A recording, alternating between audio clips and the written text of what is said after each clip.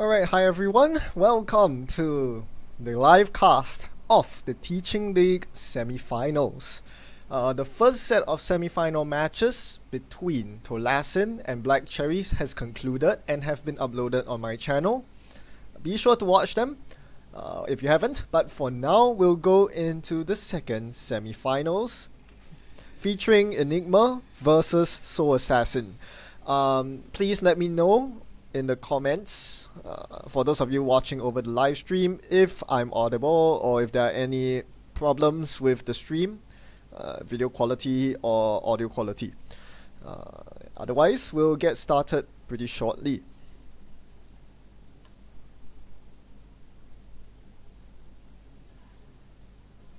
So as a reminder for those of you joining us, this is FightingWalloon's Teaching Deck League, where all players are to use the sparring decks that I created, one from each faction. And yeah, just play some games with these fixed decks. Today we'll be doing a best of 3 set featuring Enigma versus SoulAssassin. And yeah, they are free to change decks in between matches. And the first two games will win the semifinals and move on to the finals where they will face against the winner of the first semifinals.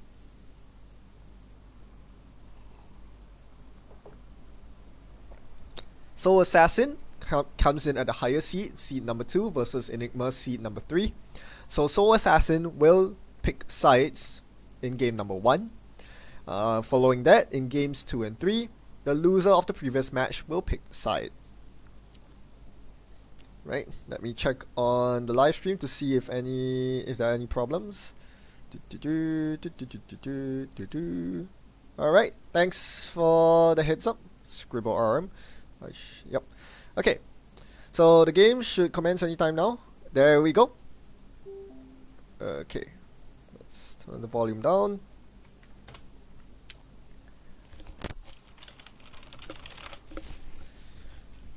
Alrighty. This should be exciting. It's apparent that SoulAssassin has chosen to corp. Therefore, Enigma is defaulting to runner. We'll see if we are going to see the same matchups featured in the first semi-final set, or will it be something different? Well, we get more of the same and some a very interesting switch up. So the runners so far have all been Alice Merchant, which is what Enigma is defaulting to, but the corps have been pretty varied. We have seen one of each corp now, except for EHB. SoulAssassin electing to play Wayland Corporation here. Alright, oops, sorry. Yep, everything's fine. Okay, so, interesting opening hand. I think this is a pretty strong opening hand for SoulAssassin. They have a lot of ice to defend centrals and to rush the Project Atlas behind. Project Atlas being one of the most powerful agendas in the deck because it allows you to fetch whatever you need whenever you need it. So this is a very strong keep for SoulAssassin in my opinion. On the other side, Enigma has a not too shabby hand themselves. Good money in the sure gamble. A career fair is also good economy. Unfortunately, there's nothing much that Alice can play with the career fair at this point in time, but I'm sure they'll draw into something relevant. The most important thing, however, is that they found a mining accident. This could be very crucial, setting up a very strong turn 1 mining accident, where SoulAssassin will probably be forced to concede the bad publicity. Now we'll see what SoulAssassin does here. They have two options. They can either ice hedge fund, that means installing 1 ice on each key central and then playing hedge fund, or they could triple ice, 1 ice on each central. This is a very difficult decision because Archives ice is actually relevant in this matchup against Alice Merchant, where her ability can force you to discard cards that you want to play otherwise. It seems like SoulAssassin is going for the former option, going for 2 ice and the hedge fund, but they are identifying the key centrals as HQ and Archives, not R&D. This is an interesting decision and one that was, well, they made the right call here, shall we say, because this Alice deck does run 2 copies of indexing. However, our Enigma here did not start with an indexing, as you can see, so they're forced to run on R&D to get the mining accident trigger. Of course, you can only play this card after making a successful run on a central server that turn. So they're gonna draw third click and then probably play the mining accident here, forking the corp into either losing their hedge fund money or gaining a bad publicity. Let's see what SoulAssassin chooses here. Are they attempting to go for the long game, or in this case it looks like they are trying to rush out, taking the bad publicity so that they can retain the credits to score out quickly. Here's the problem though, Enigma has a pretty good draw. They drew into a very key breaker in the paperclip. It's not in the bin, so SoulAssassin doesn't know this, but their ice wall, which is supposed to end the run, is probably not gonna do the job that they anticipated it to do to end the run. That paperclip is gonna chew through the ice wall. This is gonna be a pain, especially if SoulAssassin decides to rush out behind the remote here. Instead, we see that they are installing the Morcelus on R&D. A pretty powerful central ice that is not very easy for Alice to break at all. A Vanilla on HQ here ends the run in case they are trying to snipe the Atlas, and the Archives ice is the very taxing Veritas.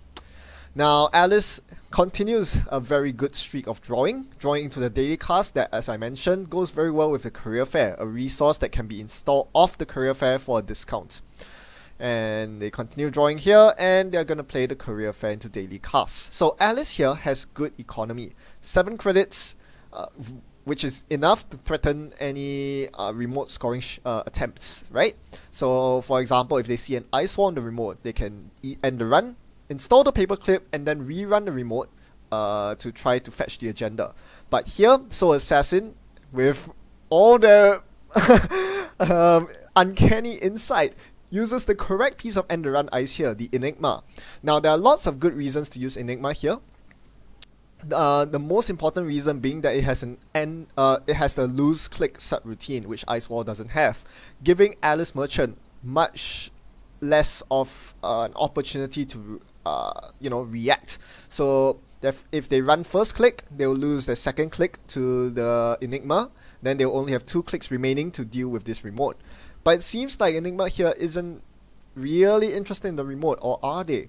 They did not run the server first click, and they haven't found anything to break through the server yet. So it seems like SoulAssassin is going to get the better side of this exchange here. And I really like what SoulAssassin is doing here. Much to their credit, they know this matchup very well. One of the key weaknesses of the Alice deck is that it isn't very good at contesting early agendas, because they don't really have the consistency that, say, the Criminal or the Shaper decks have. Criminal has Special Order, and Shapers have Self-Modifying Code, cards that allow you to find your breakers at short notice. This Alice deck, on the other hand, doesn't have that sort of consistency. Therefore, they are probably going to be locked out of end the run ice such as this Enigma more commonly.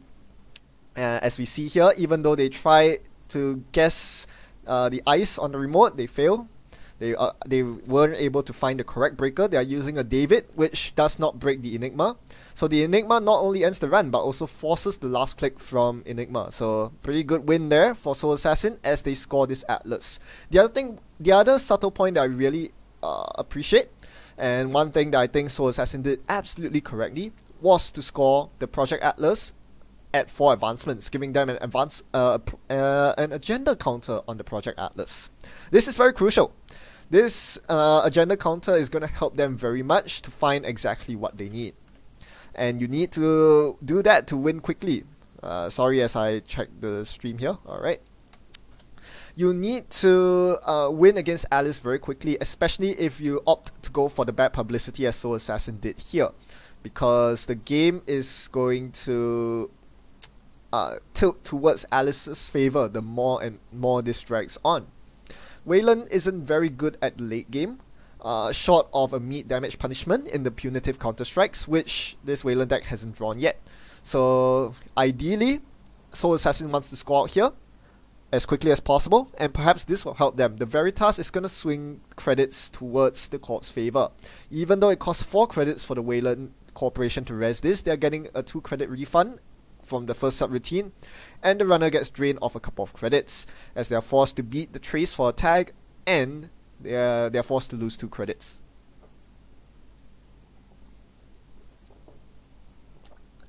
So not much happening here.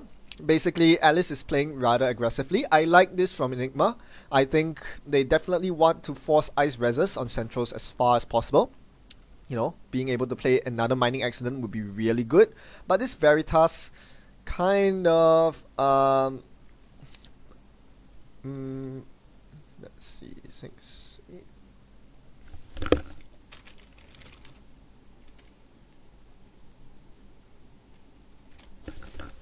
Alright, sorry about that, just clearing some things up regarding the bad publicity.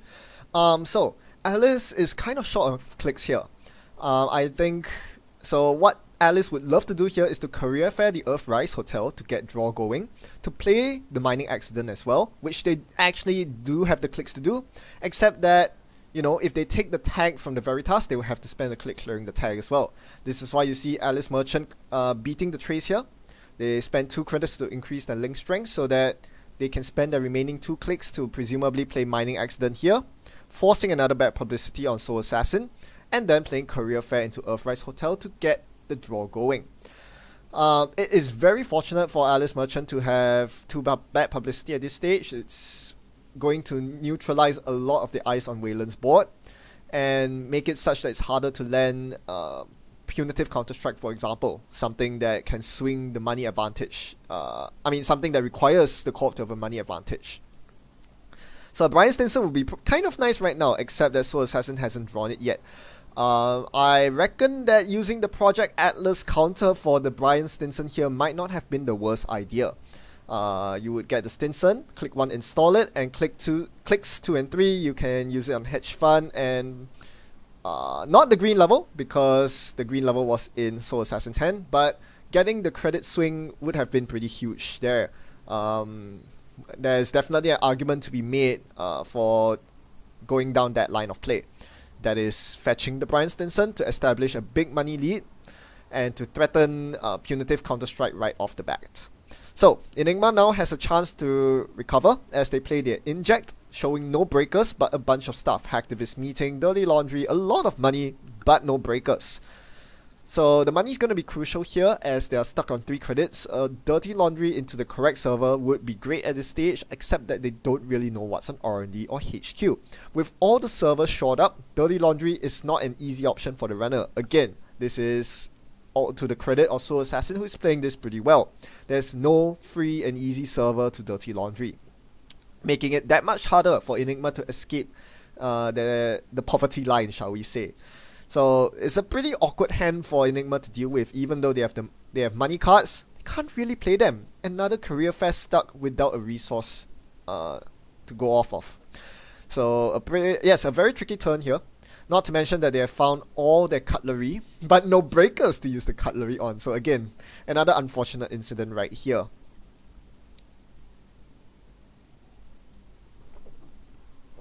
Because they weren't really able to play the dirty laundry safely, they clicked for 2 credits and then dirty laundry into HQ. Seeing the vanilla that ends the run. What a pity. They had the paperclip, but it wasn't in the bin. They are not able to install it during the run, and as a result, Enigma lost their 2 credit investment into the dirty laundry, which failed. Wow. If only they had targeted R&D, this could have been different. Crazy stuff. So very good foresight by Soul Assassin to place the end run on the correct server and fizzling the dirty laundry. This is huge. Now, does Soul Assassin go for the Brian Stinson play here? Once again, Enigma is short of credits. This could be a time to swing the credits in their favor, but I think now is a lot less relevant because they find themselves with a lot of hedge funds in hand. So they can already threaten a lot of economy. They don't really need Brian Stinson for that. What they really want now are agendas. I think it wouldn't be a mistake to fetch another Project Atlas and jam it into the Enigma server here. But instead they're gonna show up the centrals and play a hedge fund. Time is of the essence. I think that turn I would have preferred to play a hedge fund, fetch an Atlas and advance it in the remote. Perhaps even drop an ice wall on it for double security. As it stands right now, it is Soul Assassin is slowly dragging on the game, and as you can see here, Enigma starting to draw their breakers. Now they have the Black Orchestra. This is a problem, right? This server is no longer the safe server that Soul Assassin might think it is. Morcelus into Enigma now can be challenged. I'm also, Morcelus, interesting choice for the remote ice, given that it doesn't end the run, not until it's advanced at the very least. So I guess what SoulAssassin is trying to do here is to tax the runner out on the remote. I'm not sure how that will turn out. Again, with the too bad publicity, I think it will be pretty difficult to tax the runner out at this stage.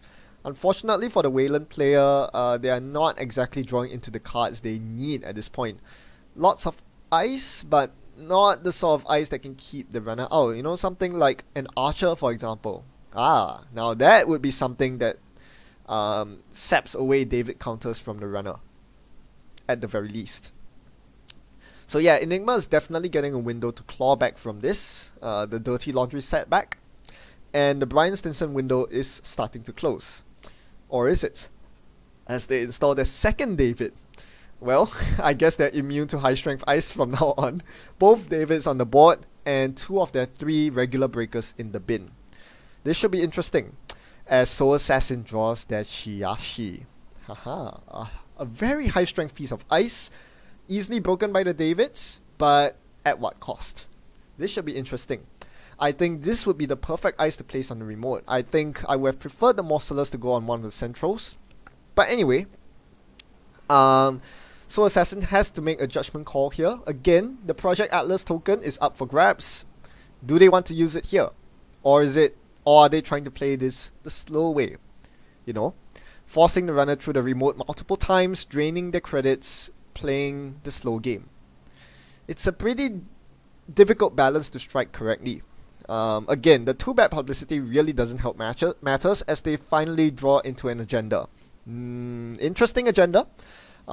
It's one that can put them on match point and trigger punitive counter-strike if the runner steals it. So let's see if SoulAssassin goes for it here.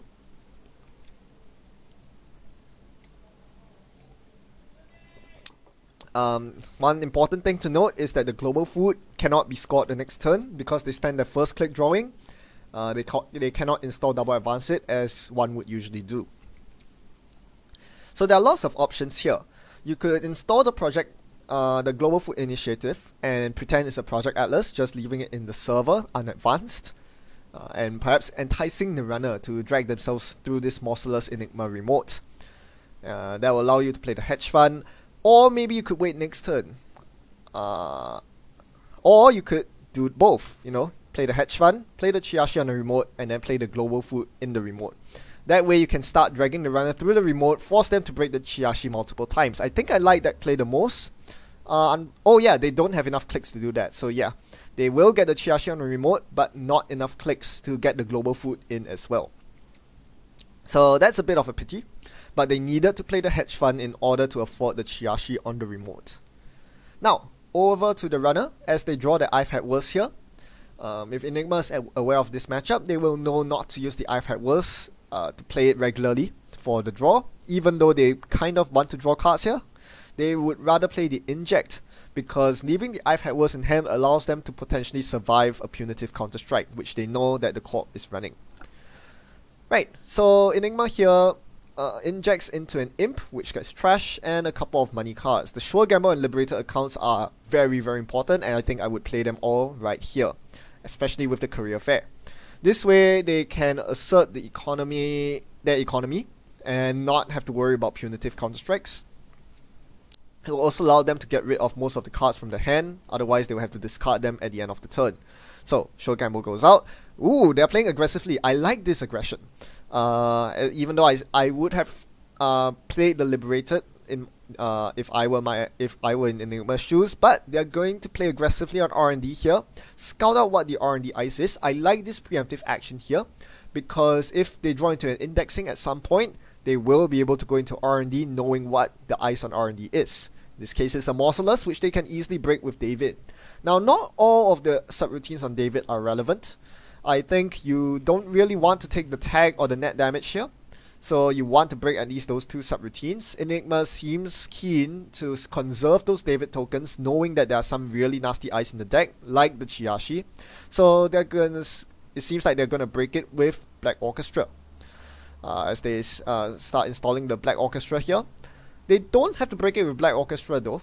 They are just using their bad publicity credits to get the Black Orchestra into play, but they might use the David counters to break it instead. So there are lots of ways in which Enigma can tackle this. They can spend 6 credits on Black Orchestra to break 2 subroutines, or they can use David counters, 1 subroutine, 1 counter. It really depends on whether they want to conserve their credits here. Keep in mind that if they dip below the 6 credit threshold, Brian Stinson will be live. And on the same token, they probably want to end the run on at least 3 credits so that they can play Career Fair into liberated accounts. Otherwise, again, they will have to ditch a lot of cards from their hand. Instead, they go for the Black Orchestra break. So they are going to break 2 subroutines on the Morcelus, putting them on 2 credits. I personally don't agree with this play. That will allow Brian Stinson to fire. It will also prevent them from Career Fair into liberated accounts to release some cards on the table. So not the biggest fan here, as Enigma allows WalLoon to gain 1 credit here. I'm pretty happy with that. You don't really want to be wasting David counters on breaking the first subroutine on Morcelus. Gaining 1 credit, I mean, yeah, you rather let the corp gain 1 credit than to use a David counter. Those precious David counters could save your bacon sometime down the road. So now you have a very awkward situation as Enigma, don't you? Where you're like, I have so many cards in hand, I can't play any of them, I'm too poor. I click for a credit and I'm forced to discard a bunch of cards. This is not good. So, Vigil gets discarded. That is the only console in the Alice deck, so keep in mind that she might struggle with memory sometime down the road. Yeah, and as you can see here, Alice starting to regret her decisions here. 2 more cards to discard, and everything in the hand is so good. You really want to keep these cutlery. Imagine the corp spends 12 credits to res a Chiashi only to have it knifed immediately after. That is the sort of thing you don't want to have happen as the corp, and this is why you want to keep these valuable cutlery pieces. Spoon can get rid of the otherwise taxing Morcelus and R&D. You don't want to be paying 6 credits with Black Orchestra every time. So yeah, a lot of tough decisions here. They're getting rid of the I've Had Worse, the meat damage protection in I've Had Worse. And 1 more card to go. What will they discard? They're thinking about it. Right, so they're discarding the duplicate copy of Liberated Accounts as... Oh! Look at the top deck! Oh, Enigma! Oh no! Man, that... When you see your impending doom and know that you have nothing, absolutely nothing can do about it. They saw the Brian Stinson, they knew they were on 2 credits, and they knew they had made a mistake there. Bad things are gonna happen, as SoulAssassin happily capitalizes on this, triggering Brian Stinson here on 2nd click to play a hedge fund, and so same on the 3rd click. Suddenly, we are 30 credits ahead, 27 credits ahead of Enigma. Oh dear. This is pretty bad for the runner, to say the least. Now, it's not over, the game's not over just yet. Again, 1 single knife can change the entire game, but this makes the punitive threat a lot more real here. Let's see if what Enigma is going to do to claw back from this. I think the Liberated Accounts is in order here. You definitely want to get your money back up, at least so that you can start installing breakers like Paperclip and breaking your ice. So yeah, they spend the entire turn taking money, a very fair move. And is this the time to score an agenda? They can attempt to score the global food here, or they can fast track for another agenda. This is an interesting thing to ponder over. Alright, they're going for the global food. Install, double, advance. Can you get it? Can you? They sure can. It's not a difficult remote. They have the Black Orchestra installed. They have the money. They have the David counters to break the Chiashi. This is an easy remote to get into. Right? So, this could be interesting. I think if Enigma knew what this remote was, they would definitely go for it, but the unknown factor makes it a lot harder to go for it. Pretty dangerous here, but can you afford to let the corp score another agenda? I don't think they can. So I think because of the board state, because SoulAssassin has the Atlas with the agenda token on it, because they have a double advance card in the remote, I think Enigma's kind of forced to run it here. and they can probably break most things, but yeah, they won't be very happy doing it. But I think Enigma is kind of forced to running here, simply because they don't really have much recourse if the corp scores this agenda and threatens the win. So yeah, they are gonna think about this as I'll continue checking on the live stream. Right? Thanks everyone for tuning in. It was a bit of a short notice, but hopefully you're enjoying this stream right now. For those of you who have just came in, this is game number 1 of the second semi-finals between SoulAssassin and Enigma. Playing for a spot in the finals. The first semi-finals was played Tolasin versus Black Cherries. You can check that out on the video on demand. But for now, we are back to Enigma, where they are drawing first click to find a stim hack. So this will be the perfect card to use on the remote if you're unsure of what's there. The stim hack will guarantee that you can get into the remote probably without spending any one of your real credits. So that's a very powerful thing to do. But you will suffer 1 brain damage as a result. That is the downside of getting so much money during the run. And this could end up unwinding the runner because it exposes them to the punitive counter-strike. So the way punitive counter-strike works with Global Food Initiative is that even though Global Food is worth 2 agenda points to the runner due to its text box, punitive counter-strike, the card that does meat damage, only cares about the printed agenda points. So it will do 3 meat damage if the runner steals the Global Food Initiative the turn before. Let's see what Enigma goes for here.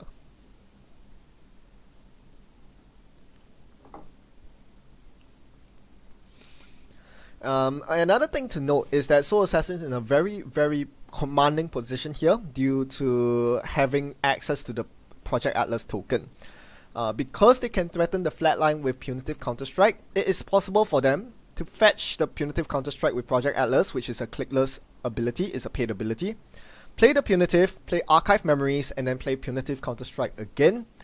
That way they can get 2 punitives off even though they have none in hand thanks to the Archive Memories. So they are threatening the flatline here, and perhaps this is why Enigma's not going for the remote. Instead, they are hitting HQ to get a turning wheel counter, but they don't get any accesses. I mean, they don't get any agendas off the access. Now, what does SoulAssassin do here? Pretty logical decision. They're gonna score the Global Food, putting them up at 5 points, threatening match point.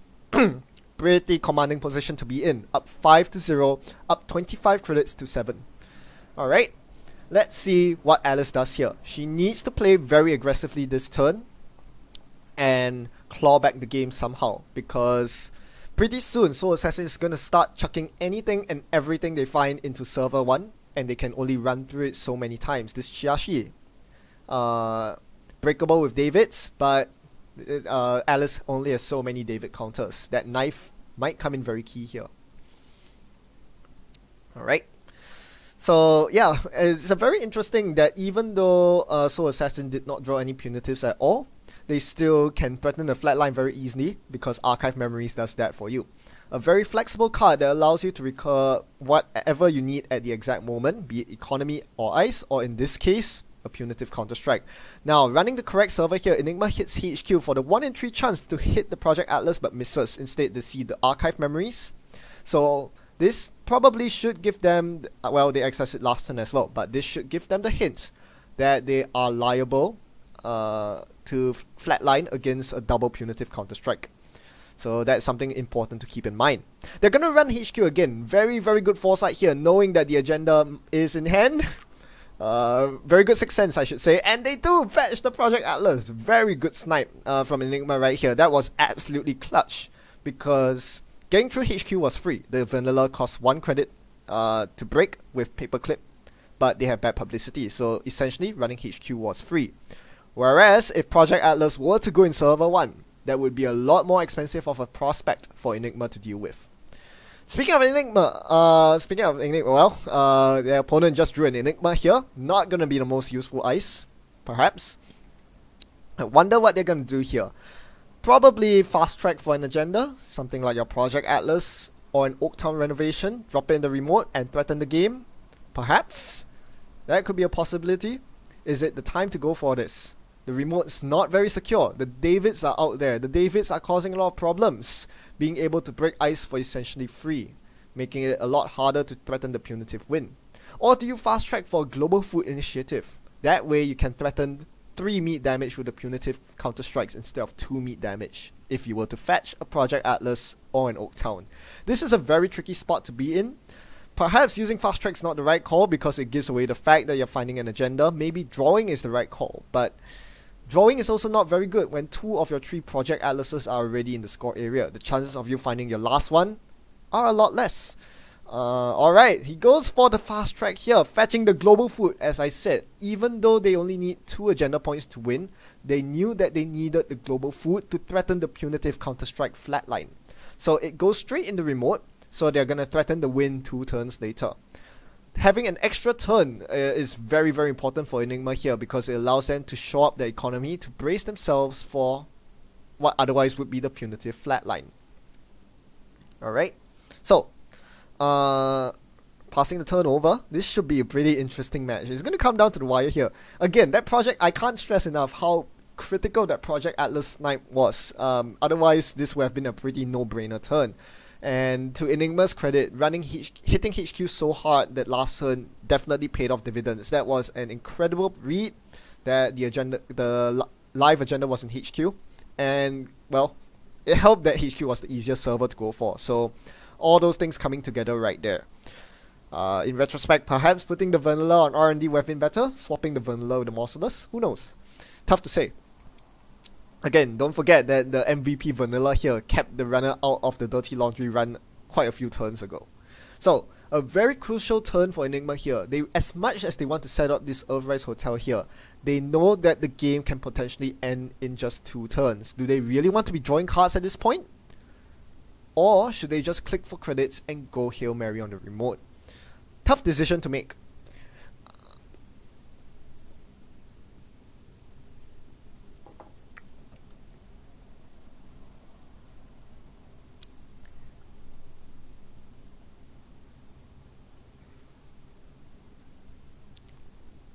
Yeah, we'll be waiting on Enigma's decision. This is pretty difficult.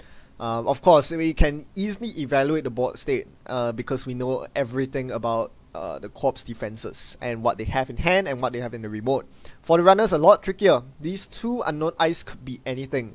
This deck runs DNA trackers, it runs toll booths, it runs a myriad of eyes. That could be archers there. Archer is particularly painful because Enigma hasn't found their MK Ultra yet, the Sentry Breaker. Even though David can break archers, spending David counters to break archers would mean that they probably won't have David counters remaining to fork said archer. So yeah, this is really interesting. Let me bring up the deck list while we are here.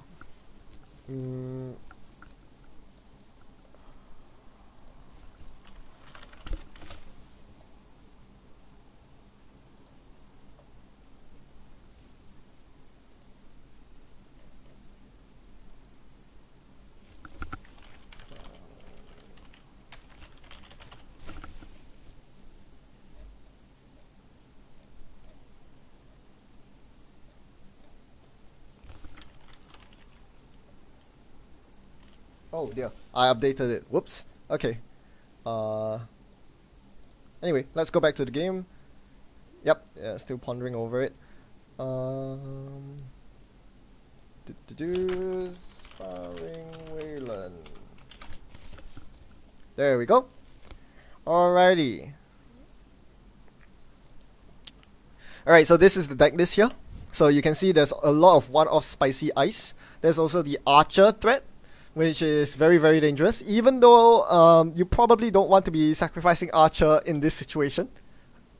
Obviously, Project Atlas and Global Food are both big agendas. You don't want to be sacrificing them, but they can really lock the remote out for the runner, given that they haven't found the MK Ultra yet.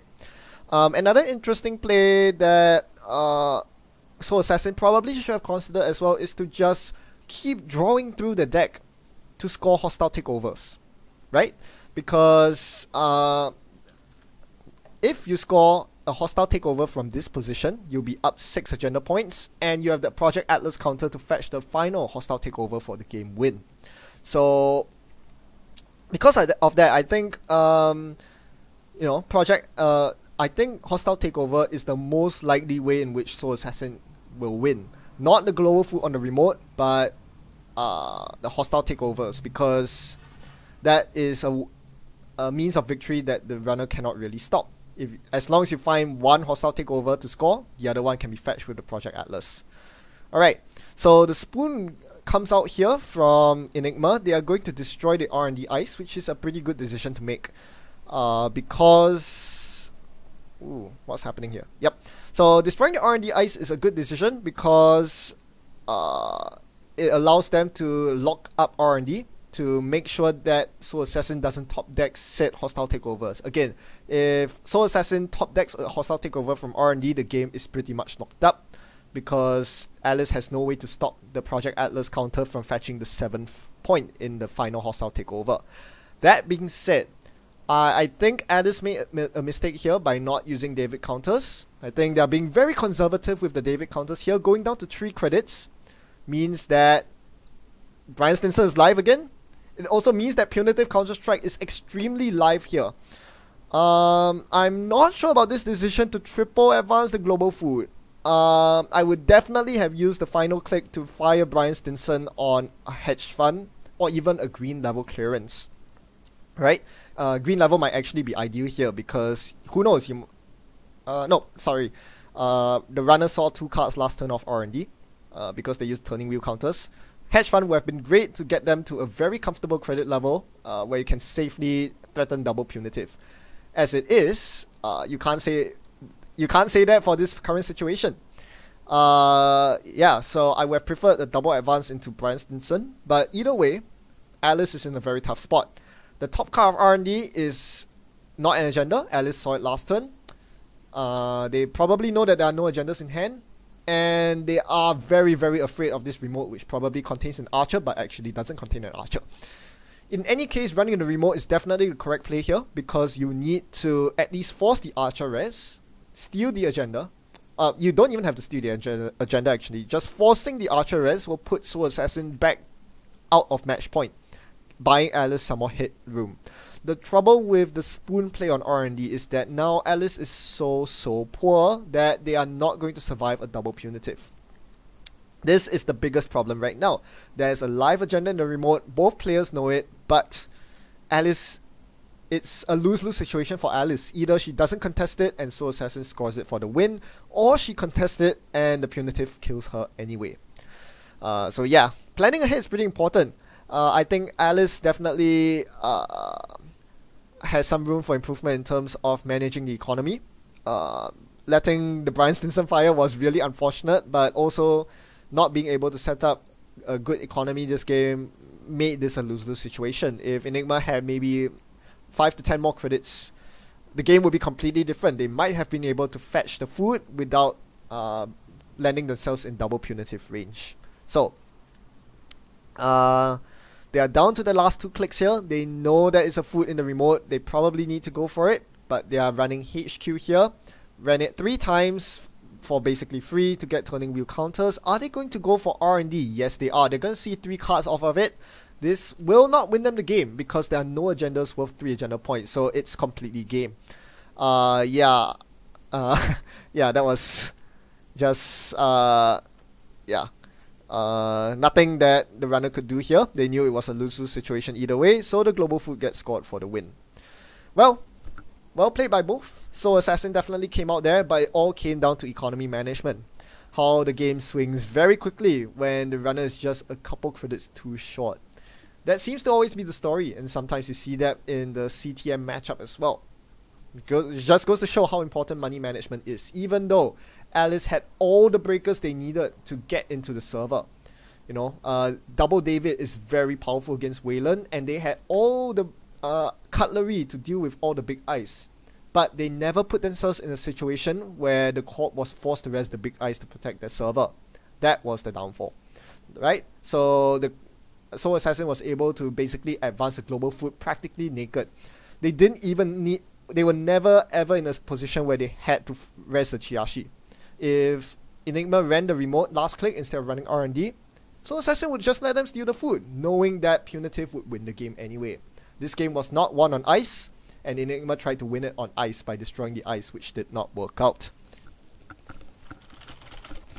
Alrighty, we're gonna jump into the second game soon. As a reminder to viewers, this is a best of 3 series. SoulAssassin, having just taken down the first game, is now 1 game away from taking home the semi-final win. Enigma has to win out in the last 2 games. SoulAssassin will be... no, because Enigma lost this game, Enigma will now be creating the lobby and will get to decide on the sides they are going to choose to co-op this time. So our sides are going to switch.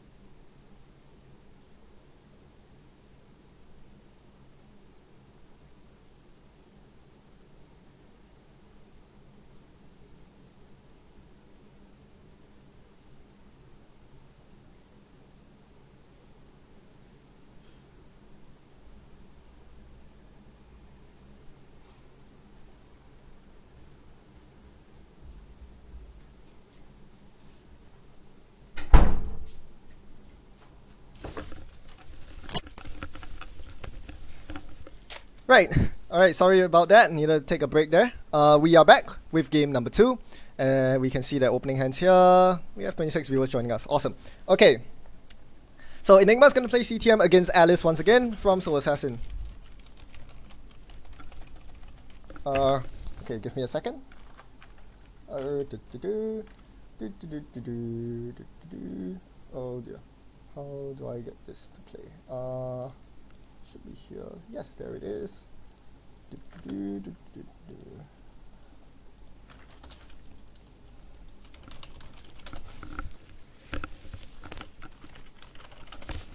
Alright, we saw CTM actually take a mulligan there, even though there are a lot of ice. I like the decision. They are trying to find assets here. Unfortunately, this mulligan turns out to be worse. Daily business show, jeez. That's the only asset that Enigma has to their name. I think if I were them, a double install here is in order. Get the BU and the daily business show out, and perhaps 1 piece of ice somewhere. Now, SoulAssassin's hand on the other hand looks pretty okay. They have money, and an early indexing, and an early mining accident. This could end pretty badly for Enigma here. Yeah, not very good given that Enigma's already 1 game down. So, alright, they're gonna ice up HQ here and archives. Okay, I like this play as well. Unfortunately, SoulAssassin did start out with the indexing, so there you go. I like this play because you want to defend against Alice hammering your archives. And you have agendas in hand, so you don't really want to leave HQ vulnerable either. So I like this play from Enigma, it just didn't happen to not work out because indexing is very powerful. So yeah. I guess that also is credit to SoulAssassin knowing the dynamic of this matchup. They probably know that they want to assault early and very aggressively, hence keeping the opening hand with indexing, even though the the rest of it might not look that good. Liberator accounts without career fair or sure gamble is a lot less good because you have to click for a credit first before playing it, which puts you down to 0 credits. So Enigma seems to have found an agenda here. They're gonna run and steal the AR enhanced security. They click for a credit and end the turn on 0 credits with a Liberator accounts fully loaded. I think that's a big mistake. If a C-Source comes out, then Liberator accounts is getting trashed and SoulAssassin will be stuck with a tag and no credits. So very, very, very, very, very risky play by SoulAssassin there. They are very lucky that it worked out because Enigma did not have a C-Source in hand. Very, very risky play.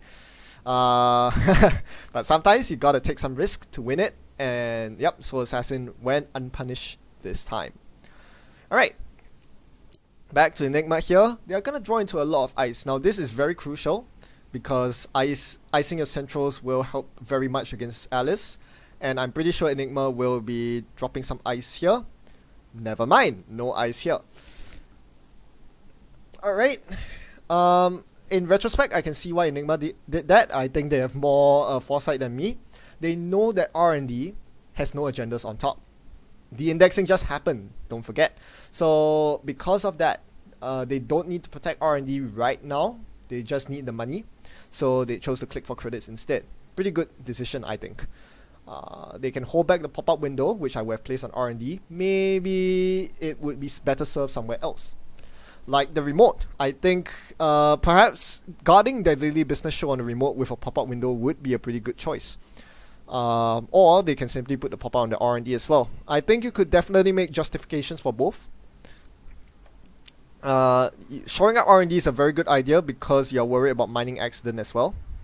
That is a problem card that will make your assets a lot more easy to trash. As SoulAssassin runs the remote here, sees the second daily business show. I think they're gonna trash it here and remove the tag. So basically the entire Liberator account being blown away by trashing 2 daily business shows. Oh, it was a last click run. What happened? They played inject last click and floated the tag. Well, I guess that's fine. As far as I can remember, the CTM deck doesn't run closed accounts, so I guess floating the tag here kind of makes sense. Alright. Well, either case, it doesn't really matter. The tag has to be cleared sooner or later. Otherwise, some really nasty tag punishment might come out.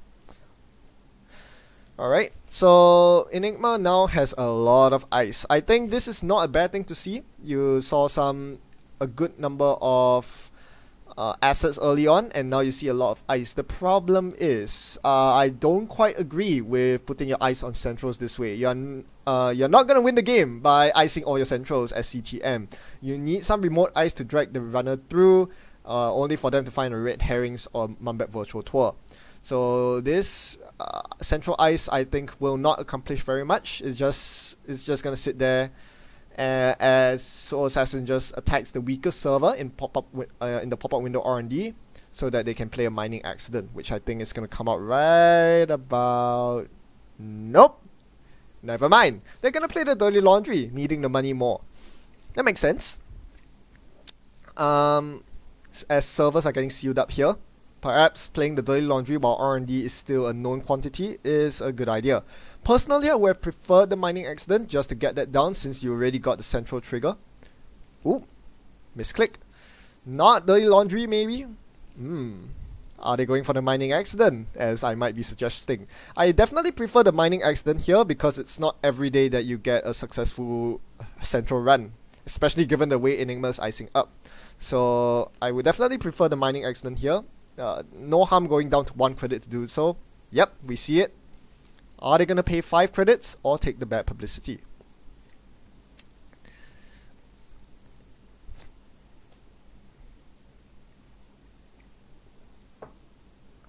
It's a pretty tough choice.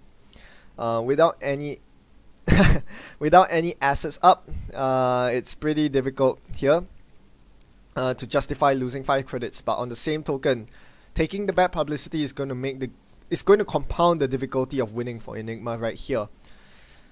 Right, they do draw a hedge fund though, so taking the bad publicity paying off here, as they are now able to play the hedge fund. But I think they need to really step on the gas here and get their agenda scoring before the runner finds their breakers. Unfortunately, I do not agree with the Enigma on R&D play from Enigma. Even though Enigma is Enigma's favorite ice, Enigma isn't going to do much on R&D right now. So the main question here is, how is Enigma going to win the game? You have to score agendas in a remote server at some point. The Baltic label into Project View here is going to help a bunch, make no mistake about that. However, 2 agenda points is not going to win you the game. You need to find some way to either get your assets going or to get your agendas going. So without remote ice, I think that's going to be very difficult. And as most of CTM's ice have already been dedicated on centrals, we are not going to see that much on remote. So that's going to be pretty tricky. In particular, Data Raven is the perfect remote ice, and I think if CTM plays a Data Raven on a remote earlier instead of HQ, this would be a perfect time to drop the red herrings behind the Data Raven, force a run through it, and make SoulAssassin pay a huge toll. Whereas sitting on HQ right now, Data Raven's not doing anything. It's not res, the runner is not taking tags, so the investment is kind of down the drain, as Enigma draws into their third daily business show, which they play out in the open. They don't really have the clicks to defend it, but I would certainly have liked the Turnpike to be on the daily business show. Just sapping away at the runner's credits would be really good. As it stands right now, Alice has a pretty easy line of play where they're gonna play all their dirty laundries on the daily business show to get money up. And allow them to get back in the game from a rocky start. They haven't drawn that much economy early on thanks to keeping their opening hand, which only had liberated accounts. But now these dirty laundries should really help.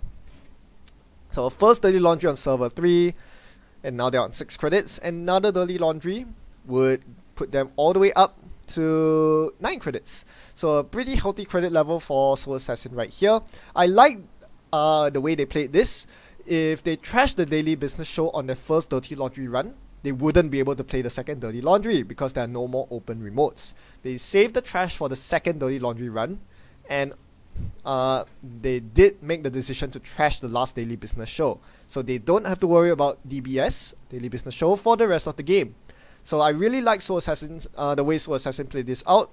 They are getting their economy set up, but also making sure that CTM does not get any footing back into this game. Now, thankfully for Enigma, they are drawing into even more ice. This deck doesn't run a lot of ice, but they sure are drawing them. So this Data Raven and Turnpike are going to help out a lot if they go on a remote. While they don't end the run, they can certainly help with scoring QPMs, Quantum Predictive Models, later on. So again, this is where I feel like having, say, even a small ice like a pop-up window on the remote instead of R&D would have paid dividends. If Alice was forced to run through the second and third daily business shows through the pop-up window to trash them, Enigma would have gotten more mileage out of the pop-up window. Again, as it stands, the pop-up window sitting on R&D, not paying off, not gaining credits for the corp, because the runner's not running it. Too much ice in a way, well, I guess I'll just sit back and challenge the remotes instead, says Alice. As a result, pop-up window's not generating the resources that it really should be. Now, pretty tough choice for Enigma here as well. They know they're actually in kind of a pinch when it comes to credits. Again, so putting a lot of ice on centrals doesn't really help if you can't afford to rest all of them. Yeah, although that's mainly a product of the draw, right? Because they haven't drawn that many economy cards, just the one hedge fund. They actually haven't drawn their pack campaigns, no commercial bankers group. So yeah, Enigma not in a very good spot because they have a very rocky economy draw as well. Both players had a pretty rocky economy draw. As such, we are going to see a lot of clicking for credit action here. So Assassin also not drawing any economy, going to click for credits. This is going to be a rather slow game. Yeah, both sides really not seeing what they need. Very unfortunate. Alright, test run going into the bin here. I think I would have preferred seeing the NK Ultra going to the bin for obvious reasons. It's a heat breaker. You want to install it from your bin. It should be in the bin. But small matter. Alright.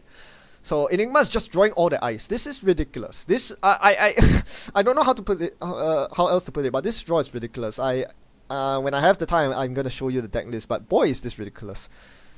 Sparring, NBN.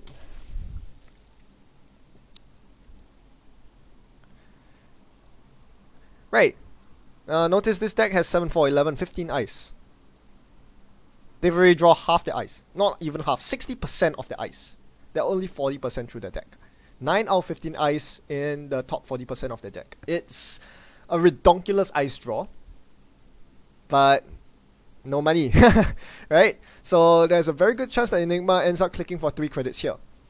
And a play I would prefer would actually be to drop the red herrings into the remote and click for 2 credits, force a run through the Turnpike.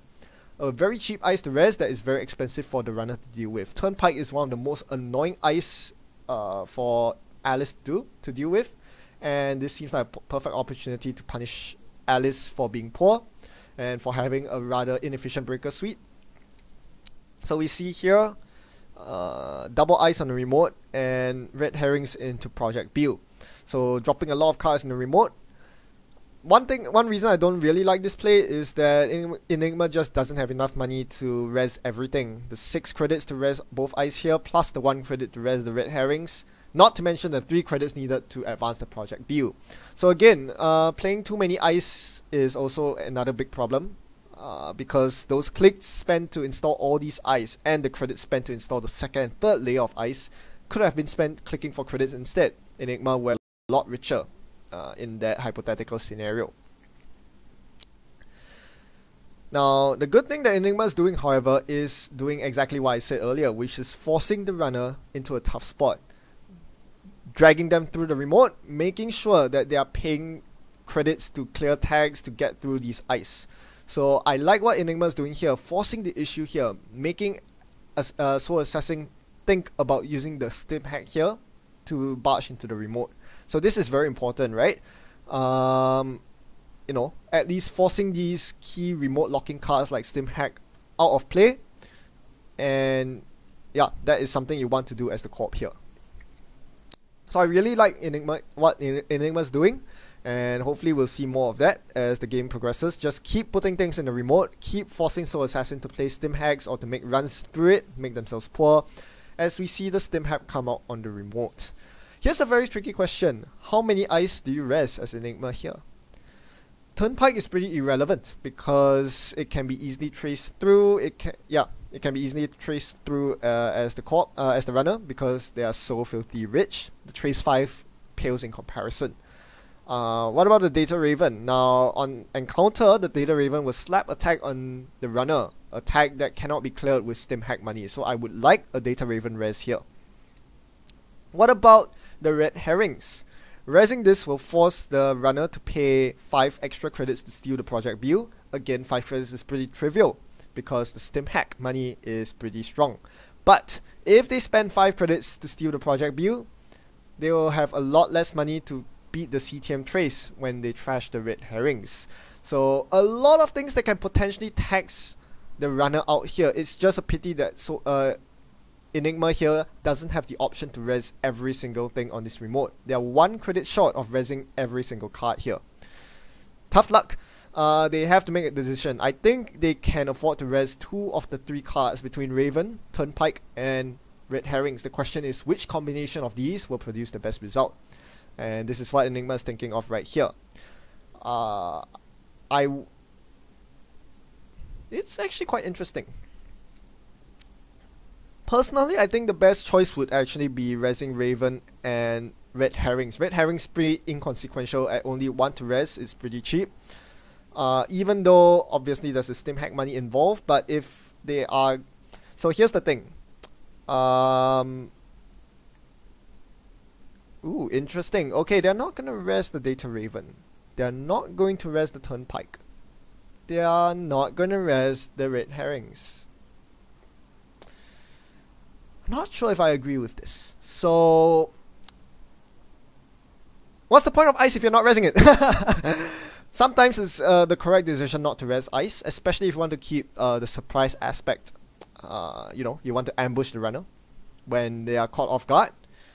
And when they have stim hack money, so many credits, like you saw SoulAssassin had 18 credits for the run, you know, you don't really want to res all these ice. But in that particular scenario, SoulAssassin had Enigma had the potential to slap a tag on the runner using Data Raven, a tag that they would need to use real credits to clear. So I think at the bare minimum, resing the Data Raven was not a wrong choice. I definitely would have at least res the Raven there, even if you wanted to keep Turnpike and the red herrings unres due to them being pretty worthless against stim hack. So yeah. Not sure about leaving Data Raven unres there. The upshot of this is they do have enough credits to defend their 3 centrals, so they can potentially res the Enigma here. The Black Orchestra of course can break it, but it would be some sort of R&D tax. The question is, if they res the Enigma here, can they afford to defend their other servers? Well, because they have 10 credits, they can. So they're gonna res the Enigma here, force the Black Orchestra to be installed at the very least. We'll see if SoulAssassin commits to this run, or if they'll jack out after installing the Orchestra.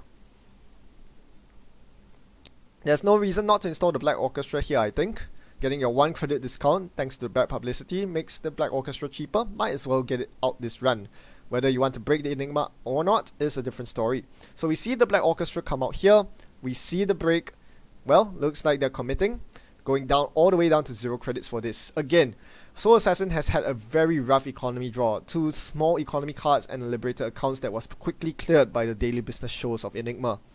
Means that they're now down to 0 credits. They have to click for credits.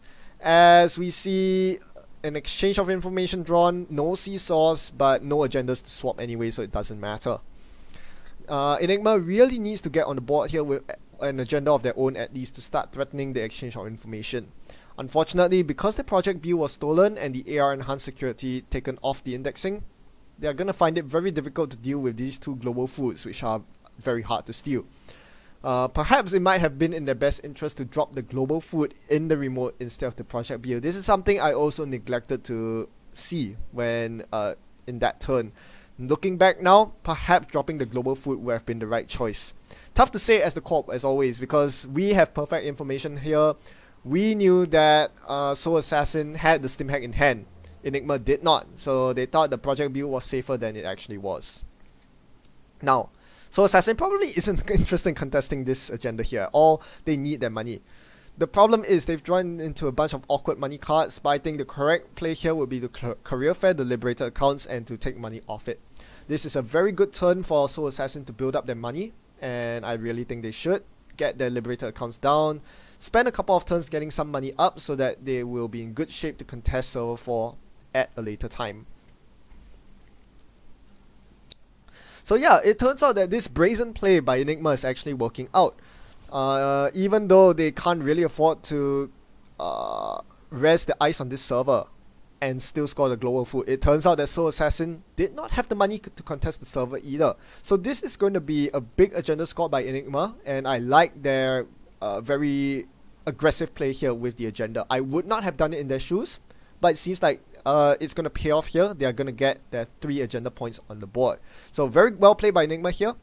Again, getting on the board, as I mentioned earlier, they need an agenda ASAP, and they got it. So that's very good. Now, hopefully they can angle themselves into a better board state, because scoring the agenda puts them on 3 credits, while Soul Assassin has been trading the agenda points for a strong board state. They now have the money to contest all the servers if they want to. Whereas Enigma is poor, they're drawing to their toll booths, which they cannot rest. They still haven't found economy. This is a really, really rough draw for Enigma here. Right? Only 2 hedge funds so far, no paid campaigns, no bankers group. This is going to be pretty tough to recover from, no matter how they play it. As we see a legwork come out from Soul Assassin, sniffing an agenda in HQ. Let's see what reses come out of it. This is a Data Raven to IP block. It'll be interesting. I think some reses are in order here. The question is, will Soul Assassin commit to the legwork run? There are 2 quantum predictive models still unaccounted for.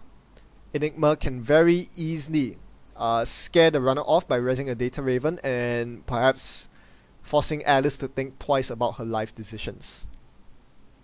Alright, the Raven does not get res here. Does the IP block get rest? There is a paperclip in the bin, and Soul Assassin is rich enough to deal with it. So yeah, because the paperclip was in the bin, I think the Data Raven res here would have been pretty prudent, because it gives the possibility of Alice making the suboptimal play of jacking out instead of taking the tag. We all know that there's no quantum model in Enigma's hand, but Alice doesn't know that. So instead, the legwork goes through and Alice steals the global food that was in there. 60% to get it, pretty favored, of course they get it. So Alice is now in a commanding position, 5 agenda points to 3 with a decent chunk of credits. Not many cards in hand though, so perhaps they want to look at drawing cards. Nope, they're going all out aggressive here. Spoon on the Enigma on R&D. Get rid of it straight away, and that should pave the way for repeated runs on R&D. This is something that Enigma won't be able to stem very well. Alice can easily run R&D every turn for free, even though it gives pop-up money to the runner, to the corp. The corp has no way to plug this gaping hole on R&D, because they have dedicated all their ice to a server that Alice isn't running, the data raven, the IB block, the pop-up window, all on archives that Alice isn't interested in at all. Thankfully for Enigma, they're drawing into even more ice. No money, lots of ice. IP block, gotta hit straight onto that R&D. The trouble with leaving R&D open is that with SoulAssassin on match point, they can easily snag the win on any given R&D run. So R&D needs to be shored up here. At least make it make R&D cost something to break through. So yeah, Enigma plugging the holes here as SoulAssassin is exposing said holes, drawing into some money, drawing to Earthrise Hotel. This is a pretty good downturn for or rather, I wouldn't say downturn. You know, an off turn for SoulAssassin to rest and recuperate.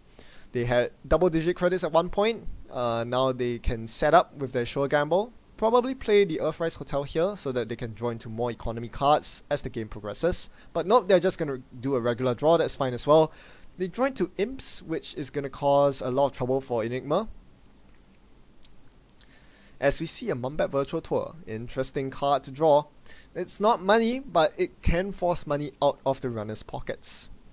Let's check in on the chat here. Okay.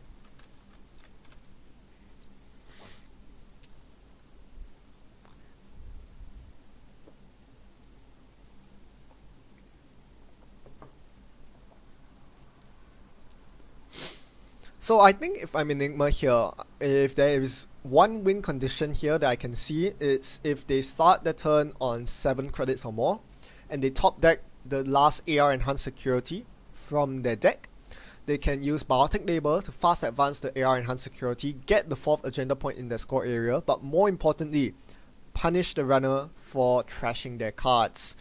AR enhanced security is a very powerful agenda, and they definitely want to have it in their score area. If they can use Biotic Label to score it out, that would be pretty good. Otherwise, it's pretty unreliable to put it in the remote and expect the runner not to check it at this point. So yeah, that would be the way out in my opinion. Of course, that will take a bit of luck, but it will also take a lot of money. It costs 7 credits to fast advance an AR enhanced security with Biotic Label. So I think Enigma here wants to be clicking for credits as much as they can. Now, they placed the Mumbat Virtual Tour on R&D.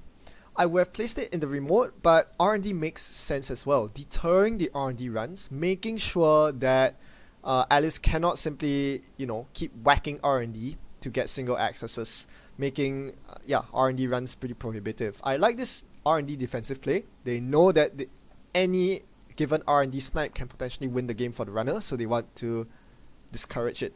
Unfortunately, this blows a hole in HQ as the imp comes down and Enigma's forced to rest the data raven here. You definitely rest the raven here, in my opinion. Enigma chooses not to. So the reason I would rest raven here is, as I said, I identified it out here as the Biotic Labor. That's a very key card to score that AR enhanced security. Imp could have potentially destroyed the Biotic Labor, but thankfully it hit the duplicate exchange of information, so Enigma doesn't lose their key Biotic Labor here. Let's see what else SoulAssassin does. They're gonna rerun HQ again. Is it time to rest the Raven? Probably not. Yep, there are no stakes here. Alice won't be able to steal anything or trash anything. Imp is only once per turn. So having used the Imp already, they're gonna see the Biotic Labor here, but are not able to trash it.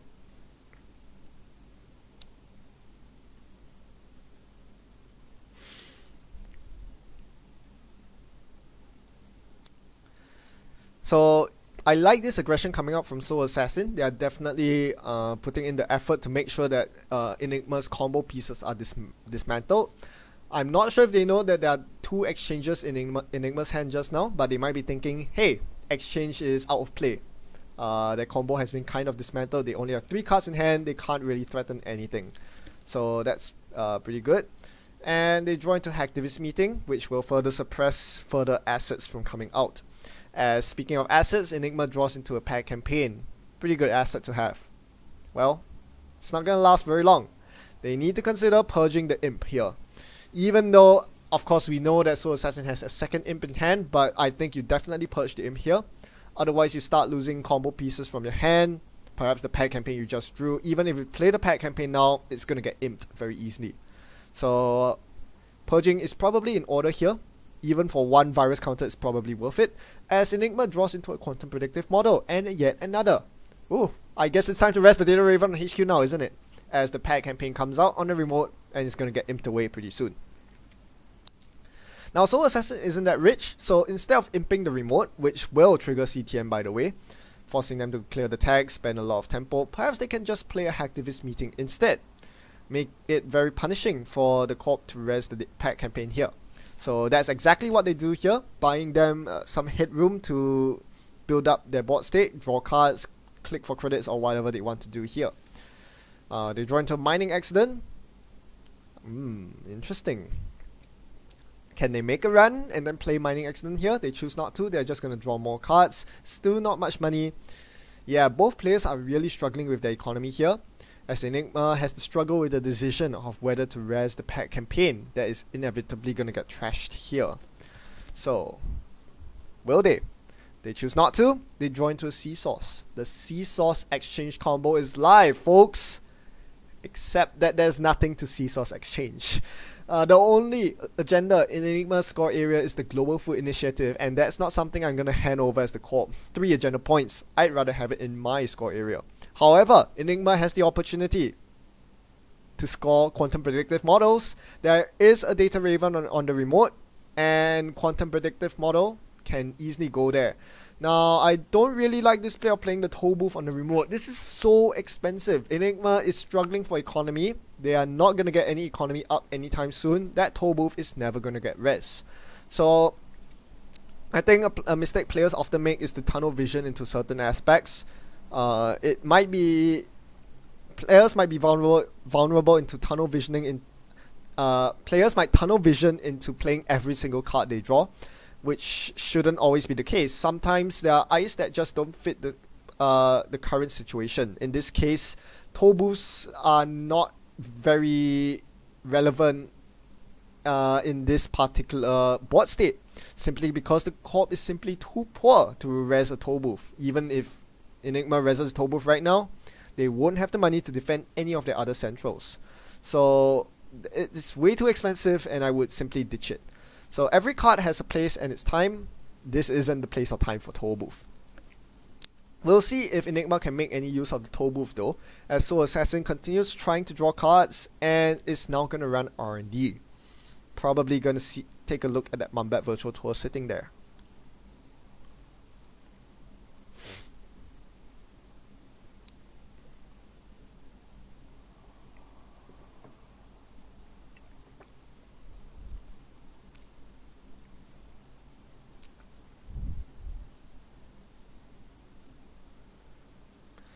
Alright, the IP block is res on R&D. Enigma getting some ice reses down, which is pretty good.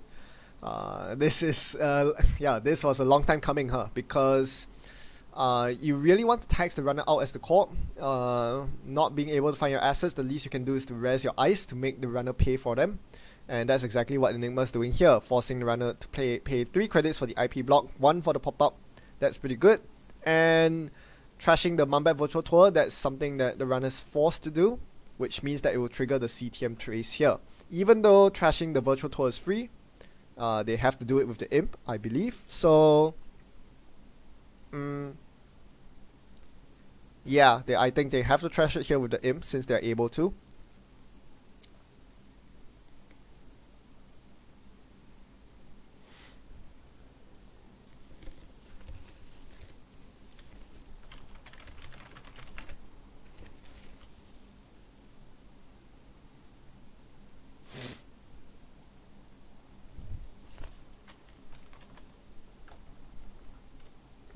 Right, I'm a spectator, I'm muted.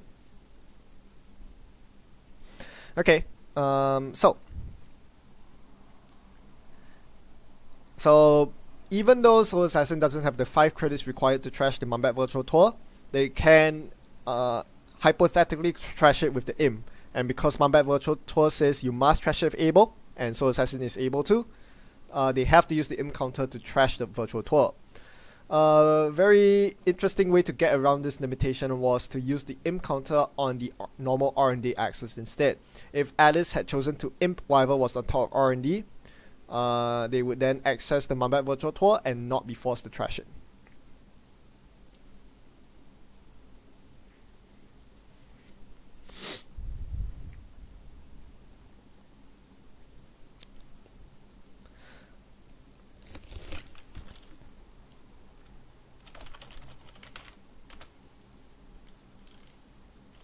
Oh no, spectators are mutated, mutated, whoops. But yes, they remember about the CTM trace, and SoulAssassin clears the tag dutifully.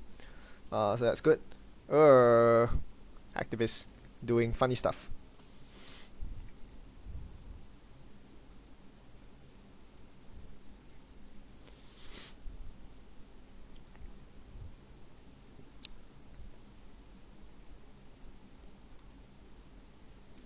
Alright, we'll quickly fix that and be on our way. So it's a pretty awkward situation where Enigma is juggling a couple of quantum predictive models between HQ and the remote, but because there's a data raven on both HQ and the remote, Enigma is definitely in a much better position than they probably think they are in, because these two quantum predictive models are almost guaranteed to be scored by the Corp as long as they have the will to.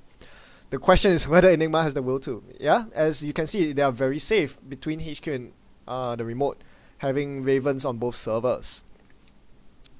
And realistically, all you need is really just that data raven to carry you through the game. Data raven's a very annoying piece of ice for Alice to deal with, because MK Ultra, even though it's in Alice's bin right now, does not break this efficiently at all. Being at 4 strength, it costs a whopping 6 credits for MK Ultra to break, and on top of that they have to deal with the on-encounter tag ability, which basically protects these quantum predictive models very well. If I were Enigma, I think I would want to score these quantum predictives ASAP, or if not score them, at least perhaps force the runner to run through them. The problem is SoulAssassin is super poor now after that R&D run, which cost them more credits than they expected. As a result, even if Enigma puts a quantum predictive in the remote here, chances are Alice is probably not going to steal them. So they might be forced to manually score the quantum predictive, which is always a chore given that Enigma is so poor, but I think that is something they want to do as well. Don't forget, Hacktivist is in play. If Enigma can manually score the quantum predictive, they will get rid of the Hacktivist meeting and allow them to res the pet campaign, which, well, is definitely a good thing. They need to get the economy up at some point. So yeah, both players really struggling with the economy here. SoulAssassin on a mere 2 credits, and Enigma going to be on only 5 credits after scoring this quantum predictive. I'm pretty sure SoulAssassin is not interested in running this remote at all. They won't be able to deal with red herrings, let alone a quantum predictive behind a raven, so they're just going to draw for money, and look what they found. Not money card, not money card, certainly not a money card.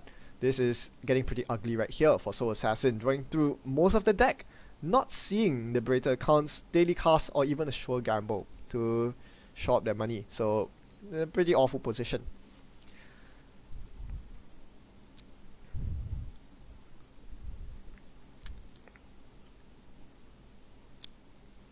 So, very interesting point to note here, as Enigma is probably going to score the quantum predictive at this point.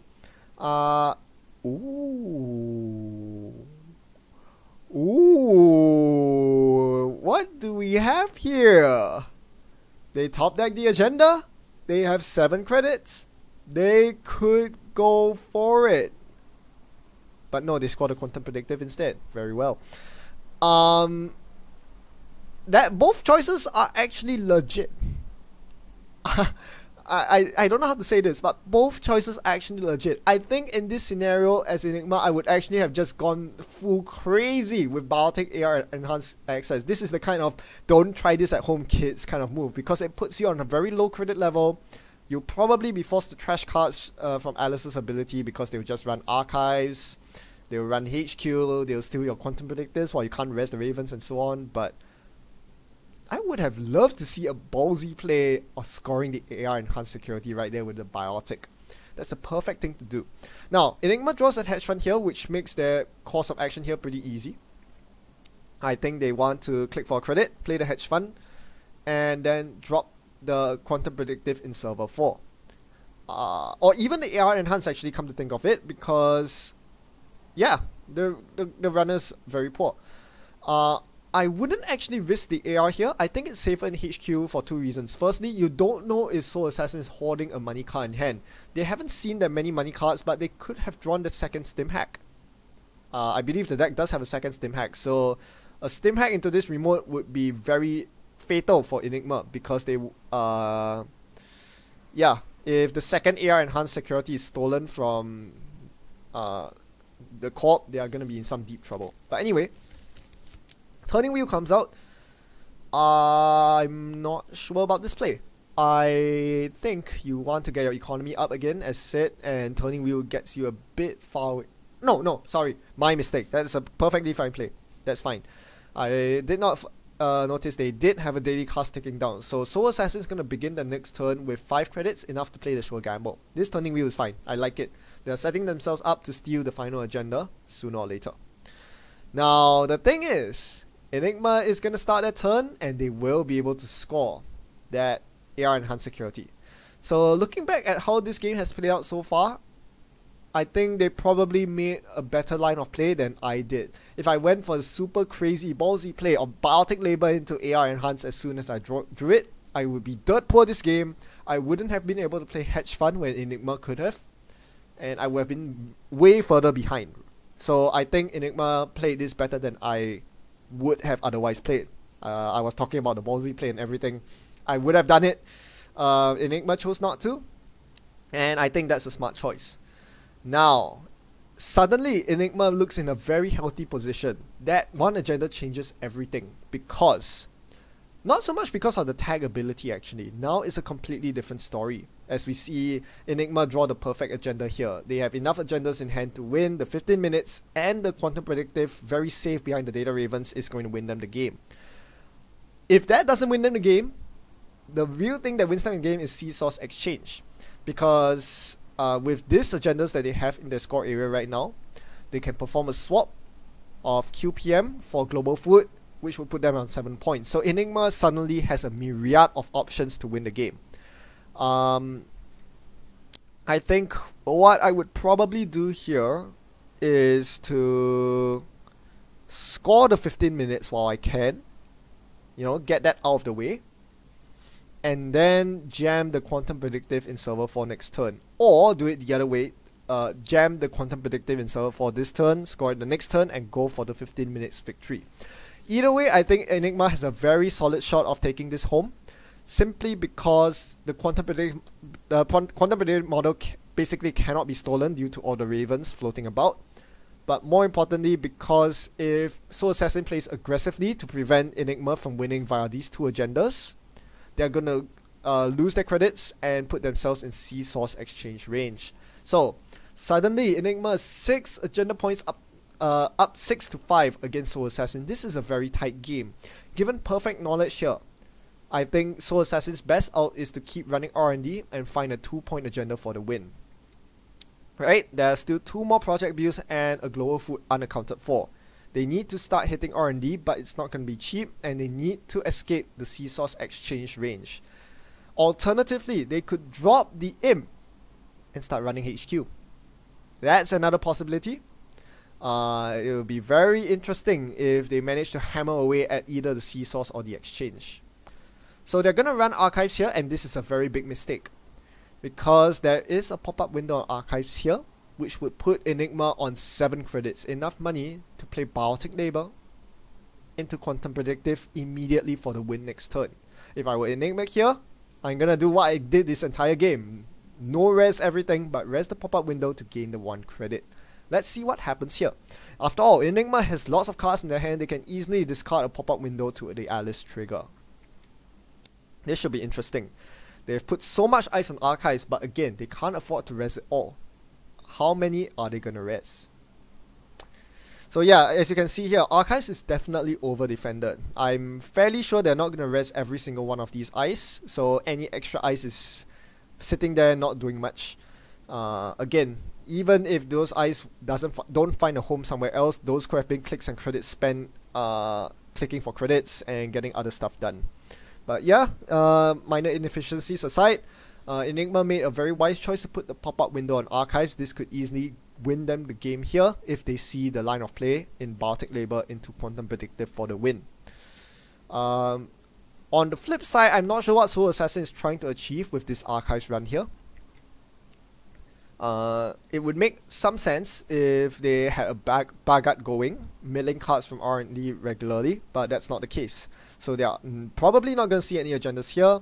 As we see the pop-up window res from Enigma here, I think they saw the line of play. I'm looking forward for this win. They are 2 clicks away from getting that 7th agenda point. This is so exciting. Alright, archives run. They're going to ditch a pop-up window here. Doesn't really make sense to ditch anything else. As you can see, SoulAssassin is actually very rich. They have 17 credits. They can easily afford a couple of runs on R&D or HQ. Let's see how aggressively they play here. Knife on HQ. Ooh, that's a mistake. So if Enigma reses the Data Raven here, the knife run will fail. Alice cannot afford to go through with the knife run to kill the IP block because they will take 2 tags. 1 tag from the Raven and the other from trashing the IP block to knife because CTM will fire. At this stage of the game, Alice can no longer afford to float tags because a single exchange wins the core of the game. Enigma chooses not to contest the knife. I think this is a mistake because if they steal the Quantum Predictive here, that's the game. That's the game. Nope, they miss it. They hit the C source. But they could go double dip, go in for one more run on HQ, potentially get the Quantum Predictive here. Uh-oh. Do you res the Raven now? Yeah, so this is why I would have preferred resing the Raven. It would have stopped Enigma from fast advancing the win next turn, but they could easily click for credits and threaten it again next turn. So SoulAssassin is going to refresh the Imp here, but that's the game win for Enigma as they're going to fast advance the Quantum Predictive for the final agenda point. They saw that line of play. Very well done. Also, I realized the pop-up window wasn't necessary because they did have the pack campaign after all, but hey, you know, more credits can't hurt. So, very, very close game by both sides. A very tense one indeed. Yeah. Not much else to say. That was a very, very close game. Both players shining through. You know, SoulAssassin playing aggressively exactly when needed and finding those early agendas definitely helped put Enigma in a very tough bind. But Enigma, seeing the line of play at the end, managed to score these last 4 1-pointers successively very quickly before Alice even knew what hit her. Definitely playing out the right way. Again, I would have expanded my Bartic Labor way earlier than Enigma would have done. So I would have played that endgame worse than Enigma would have done. So props to Enigma for coming back from a rough start with almost no economy. And props to SoulAssassin. Very well played with stealing those early agendas and placing appropriate pressure on the centrals. Unfortunately, again, the economy draw was fairly rough and they weren't able to, you know, they spent too much of their game clicking for credits. It really just came down to, yeah, their deck not being efficient enough at that point in time. But they were very close. It could have easily swung their way if they found one more agenda. So yeah, we are going to go to a game 3 here. So Assassin, as the loser of this game, will get to decide on sides. This should be interesting.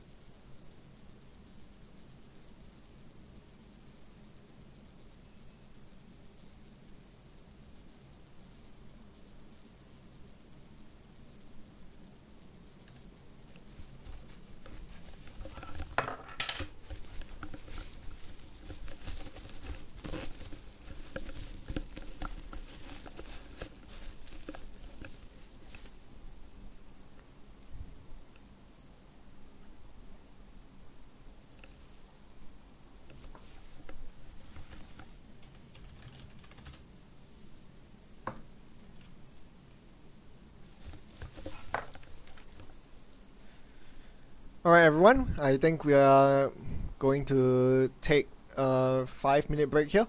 I'll be back soon. When I come back, I'll also address Black Cherry's question here.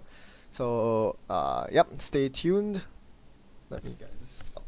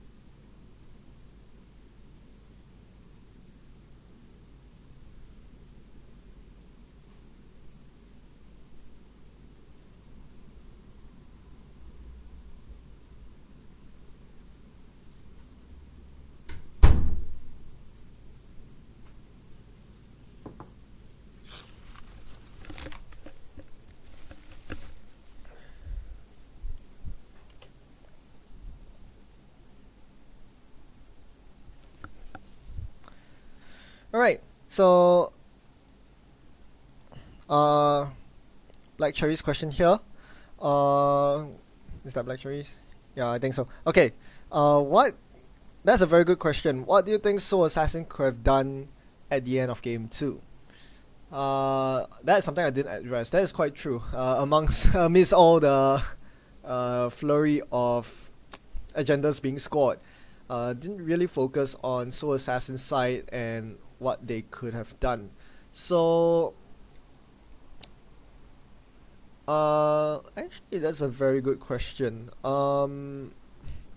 Because they were stuck with so few credits throughout the game, it seems I think it's pretty hard for them to justify running, right? When they are so poor. I think at some point SoulAssassin actually drew them second mining accident. I think perhaps it was sometime when after the global food was scored. The second mining accident would have been really key because the corp was very poor as well. CTM would have been forced to give the second bad publicity, and that's when SoulAssassin could start running rampage on centrals. Generally playing the cutlery wasn't, you don't really need to destroy the ice against CTM when you can just break them for free with bad publicity. So that's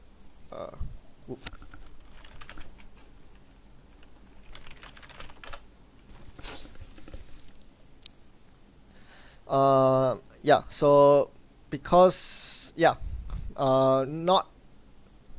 think SoulAssassin that game spent a lot of tempo trying to use cutlery when they could have accrued bad publicity instead, which would in the CTM matchup, bad publicity basically decides the game, especially as allies, because not only does it make their assets basically useless if you can trash them cheaply, but it also makes your central runs very economical, allowing you to repeatedly run to win. Okay, one more question before we start. Is core set, creation and control and first 12 data packs enough to get a full experience of Netrunner? I'm not sure what you mean by first 12 data packs. If you say Genesis and Spin, yes, these packs are really good. They set a very strong foundation for Netrunner, and it's why it became a very popular game at that period in time.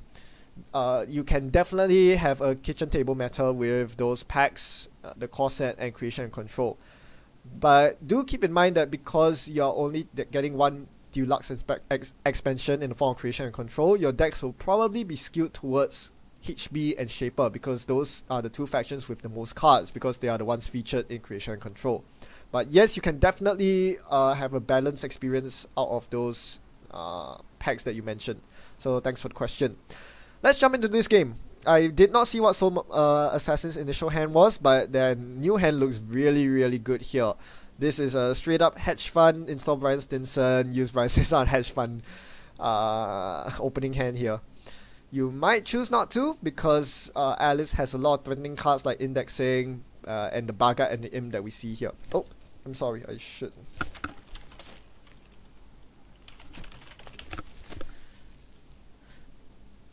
Okay, so yeah, there are definitely arguments for and against the turn 1 hedge fund Brian hedge fund.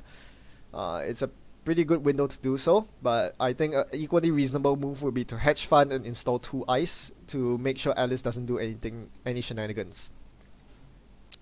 Enigma has an equally good opening hand, and Imp and a Bagat can cause a lot of trouble for WalLoon.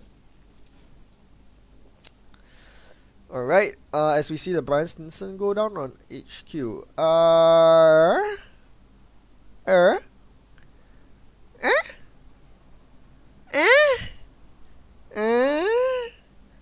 There's a very curious turn 1. I do not see the benefit of playing the Brian Stinson on turn 1 over playing the hedge fund. Not only does this mean that you can't really res your ice, because then you put yourself out of hedge fund range, the other thing is you're absolutely telegraphing the Brian Stinson. Sure, that could be a Chrysium Grid, of course, but if you know the matchup, you know that indexing is one of the bigger threats that you want to deal with Chrysium Grid, and if that's the case, your Chrysium Grid would be on R&D, not on HQ. So I find this opening by SoulAssassin immediately quite questionable, but I do like the double ice. It really defends them against Imp and Bagat, which Enigma started with. The problem is there's going to be an Alice run coming out here, and SoulAssassin will basically be forced to trash their IPO. That would suck. So yeah, this is kind of the problem with putting the ice on those servers. I think perhaps a better way to do this, yeah, I guess there are not that many good ways of doing this.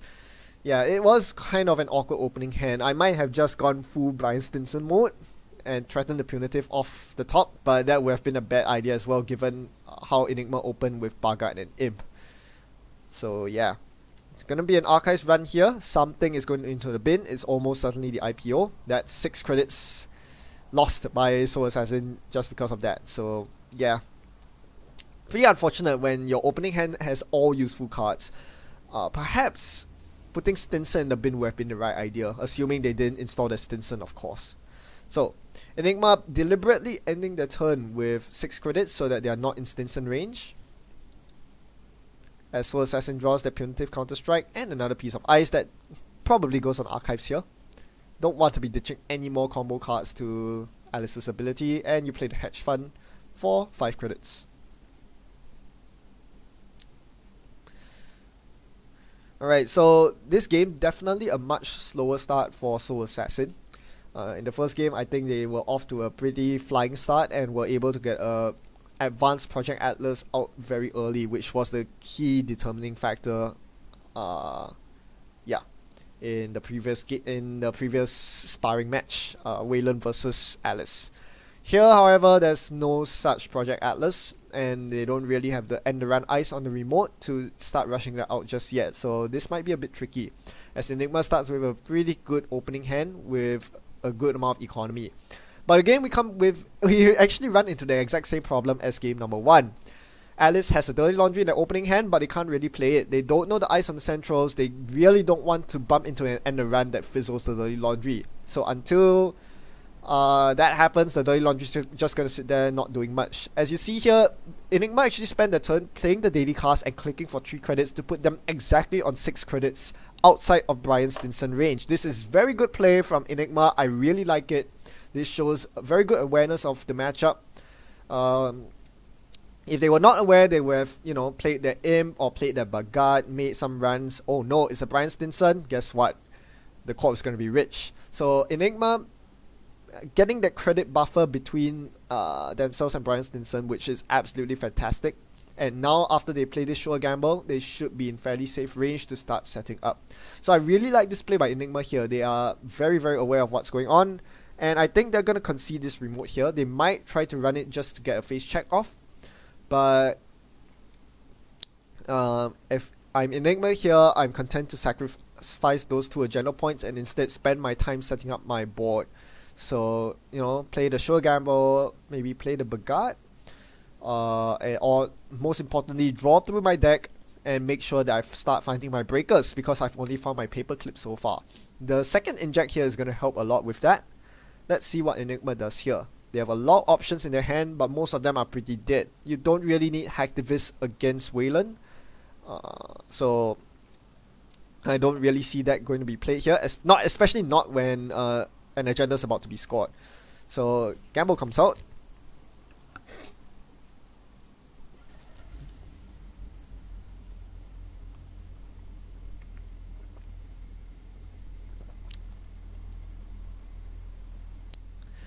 To flip the tables a bit, I really like this play by SoulAssassin as well. Both players are playing very well this third game. Before I talk about SoulAssassin's play, after playing 2 long games, those 2 games, CTM and WalLoon, were pretty long, but both players are still mentally in it. They are making very good plays here. I appreciate SoulAssassin going all out rush with this Oak Town here. It's kind of a perfect agenda because this toll booth is very expensive to res, but Oak Town ensures that you have the money to keep going after that. So I'm going to expect SoulAssassin to start advancing this Oak Town. The question is whether they score it or they leave it in the remote. I think they're going to score it here, but if they leave it in the remote, they can potentially get a lot of payout out of it. That being said, it's a bit too risky to leave an agenda in the remote when your opponent's deck contains David, which can easily bust through the toll booth. So I like this score here. And the turns pass over to Enigma, who is setting up very well. They've now found the second breaker, missing only the Black Orchestra for breaking code gates. They found an indexing as well as the Dirty Laundry, so a lot of set run-based pressure can be applied, but they don't know the ice just yet.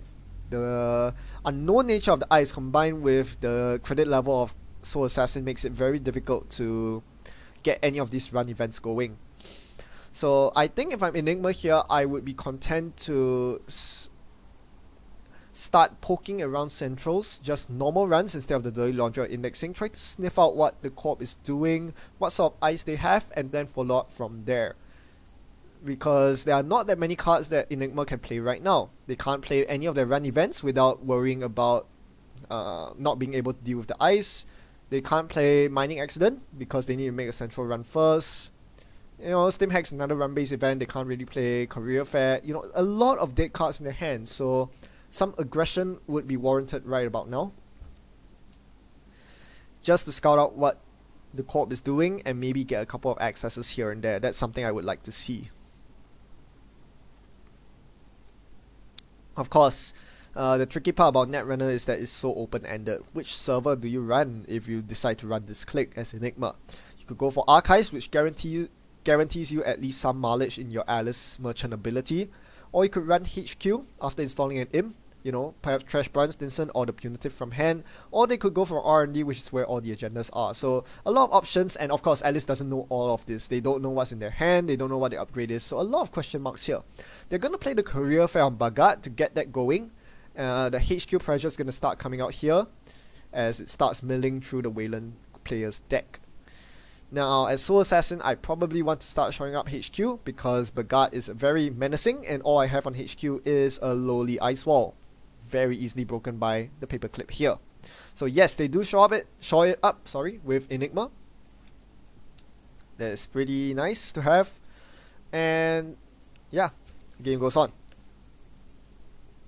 So Enigma continues to be in this rut where they can't really play their cards because 3 of their now 6 cards in their hand are run based and 1 of them requires a successful run on hand from Central, So definitely if I'm Alice here, I need to start pressuring Centrals, run one of these servers, even if it's not HQ, to get the Bagat trigger off.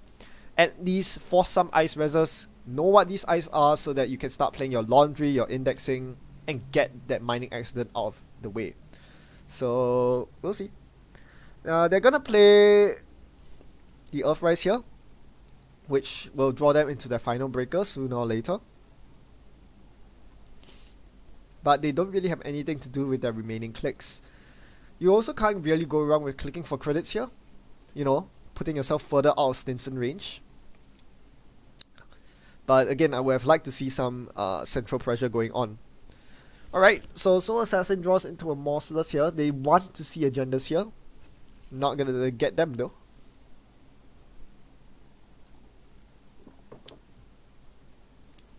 One important thing to keep in mind here is that Alice has already milled one of their 2 Davids into the bin, thanks to Inject.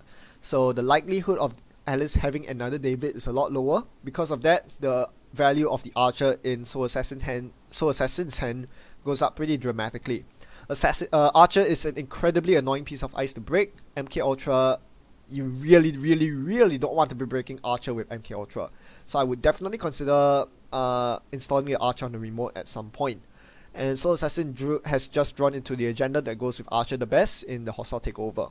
So this is going to look pretty good for SoulAssassin. Once they start scoring the hostile, that Archer becomes a lot more palatable to res. So again, Enigma's drawing into all these run cards, as I mentioned again. 1 run card, 2 run card, 3 run card, 4 run card, 5 run cards, and a mining accident.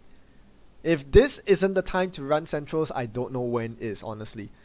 And, well, Archives is actually a pretty easy server to go for. So they're gonna Dirty Laundry HQ here. As it turns out, it's the most difficult server any server would have done, but HQ, again, Enigma makes the mistake of running HQ when they don't have the correct breaker for it. The one server that had the code gate on it in Enigma. I mean, Morceless is also a code gate, but it doesn't have an end run on it. So a deja vu here, as Enigma is thwarted by an Enigma. Oh, the puns. Sorry, not puns. You know, all the irony. Alright, so there we go. Dirty Laundry fizzled, and not much they can do about it.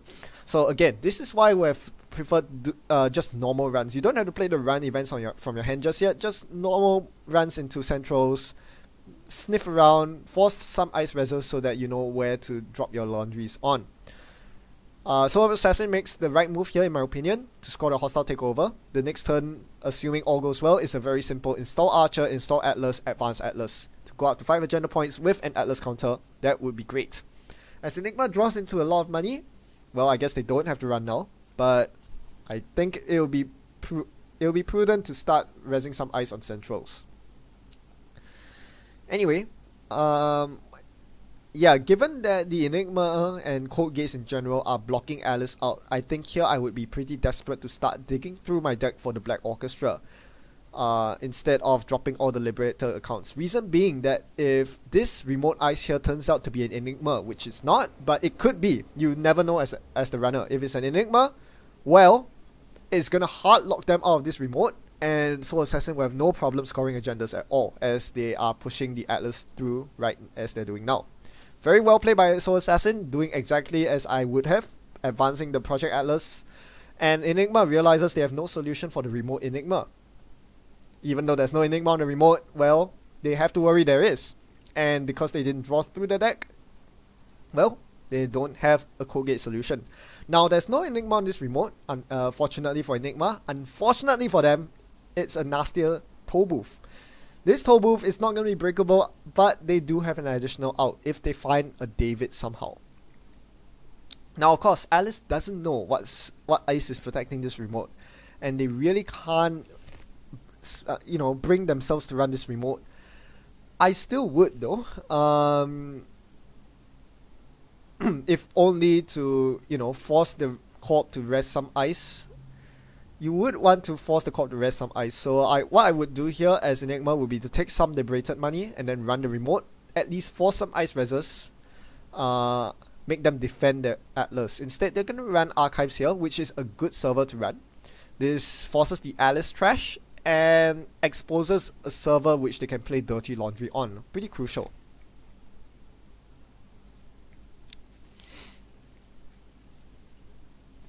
So they're gonna force SoulAssassin to trash the vanilla here. Pretty fine trash if you ask me. And the mining accident goes off. Now I do not agree with the mining accident here, because it is pretty evident that this game is not gonna go long enough for mining accident to become relevant. Mining accident's relevant a lot more relevant in a matchup like CTM, where the game tends to drag on pretty long, as you saw in game number 2. In that scenario, the bad publicity goes a very long way to not only dealing with taxing ice, but also with assets. You don't really have this sort of thing in WalLoon, where they try to rush out very quickly and have lots of assets installed. So the mining accident is actually not that effective as you might think. So Enigma clearing some cards from hand here. Again, thanks to them running the correct server in archives, they can now fire off their dirty laundry successfully. Woohoo! Unfortunately for them, SoulAssassin is going to get up to a very resounding 5-0 lead with an Atlas counter. Now, can Alice pull this one off? This is going to be pretty tricky. There are lots of ways in which SoulAssassin can win now. I'll be interested to see what they do with the Atlas counter and how they're planning to close out the game. There are lots of options available for them. They could fetch an Atlas, that's the most straightforward way, but this remote isn't exactly impenetrable. The toll booth is scary as it is. SoulAssassin isn't that rich, and a David or Black Orchestra could come out at any moment from now. If the Atlas is tilted up by the Atlas token and gets stolen by the runner, SoulAssassin might be in a very bad spot, because they are stuck without the Atlas token, and yeah, the runner having assembled their rig. So pretty tenuous position. SoulAssassin, while in the lead, is still by no means has the victory secured yet. It really depends on what they top deck here, as we see a Chrysium Grid. Okay, so are they going to force the issue now? They can attempt to win the game right now by using the Atlas token on an agenda of their choice. They could even go for a global food to threaten punitive wins, but given they only have one punitive here, that might not be the best idea. They could go for the Project Atlas, which seems the most sensible, but they have to worry about the runner having a David or a Black Orchestra in their hand by this point in the game. We all know that's not the case, but as the corp, you can never know. And it seems very risky to sacrifice an Atlas counter to get nothing much in return. All that being said, however, it would be nice to force the issue here, force the run on the remote, and potentially put the Alice player in Brian Stinson range. As we see SoulAssassin draw into the archive memories, that opens up a lot more potential. They can now threaten punitive archive memories into punitive for 6 meat damage if the runner steals a global food initiative. Something to think about.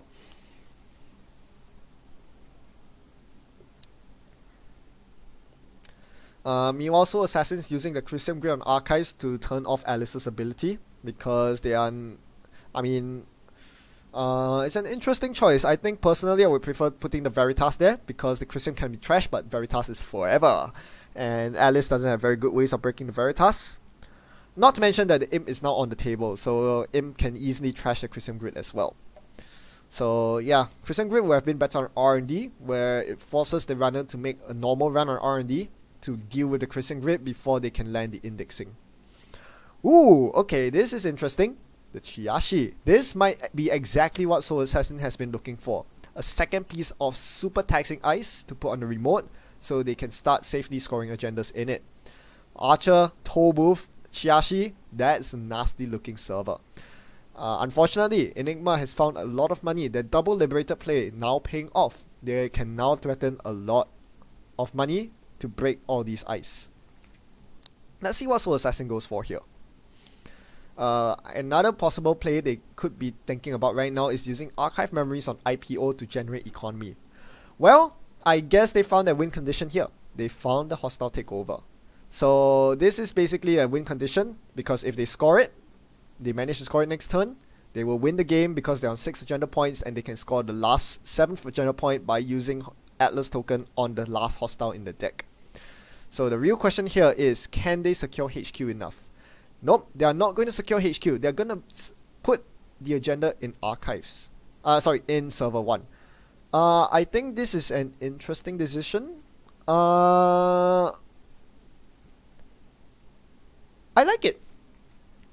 I think either play would have been fine. Personally, I would have left hostile in hand, because firstly, Alice doesn't know that it's in hand, and secondly, they can't get through this Enigma as of yet anyway. So the hostile seems pretty safe in hand. That being said, putting it in archive in the remote definitely forces the issue, because it will force the runner to run through all these expensive ice, SoulAssassin can definitely cherry pick which ice he wants to res. That way, you can potentially put Enigma closer to Brian Stinson range. And at the worst, well, it forces Alice to spend a lot of money and perhaps open a scoring window for a proper agenda next turn. So I really like this. Either way, SoulAssassin is forcing the issue, which is always a good thing, as Enigma draws into their Enigma Breaker in the Black Orchestra.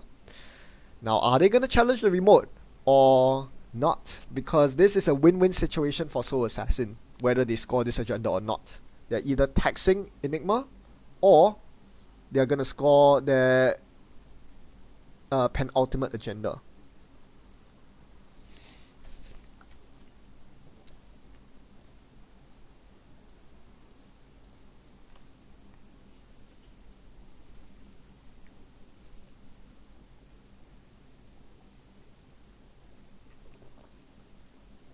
Yeah, this is a very tense moment for Enigma here. I think they're going to drop the Black Orchestra and stim hack into the remote. Are they going to stim hack? I would not stim hack here actually, but they do. The problem with stim hacking here is that the court can simply say, well, I'm not going to rest any of my ice. I'm just going to waste your stim hack run. So what I would have preferred to have done here would be to make a normal run, break the ice normally, and then come in for the stim hack if they subsequently jam anything else in the remote. That being said, it's not like it's all lost or anything. Enigma, by playing the stim hack, they're guaranteeing that they can successfully make the run. And this way, they will be able to fetch this agenda that would otherwise basically win SoulAssassin the game. SoulAssassin making a very good call here to not res any of their ice at all. Basically, so-called wasting the stim hack. And all that for a single agenda point. That's pretty good. That being said, it does close out one of the possible routes of victory for SoulAssassin in scoring the two hostile takeovers, now that one of them is in Enigma's area. But, well, SoulAssassin is still in a pretty good position, forcing out a stim hack, and yeah, now they can potentially start jamming agendas in here and forcing Enigma to pay real credits to get in. So if I'm SoulAssassin here, I think I need to start drawing cards, draw agendas, put stuff in the remote. There's not much that SoulAssassin can do now with the cards that are currently in their hand. The real question is whether they are going to use the Project Atlas counter. That could be a very tempting prospect. But it looks like they're going to conserve it for now maybe, as they play the Beanstalk royalties to get some money. Yeah, it's a tricky position. In this situation, I would have drawn, but I can definitely see an argument for using the Atlas counter. It's a very valuable counter though. I keep stressing this in all the Walloon games. It really is omnipotent. So, clicking for credits here, not a big fan. Walloon, one of the very defining traits and the way I constructed this Walloon is that it doesn't really ever have to click for credits because it is so filthy rich. You're better off just drawing more cards because chances are you draw into the IPO that gives you a lot more credits anyway. So yeah, I think I would have preferred to draw cards there, but taking credits, as we might see soon, might just pay off for SoulAssassin when it comes down to firing off punitive counter-strikes.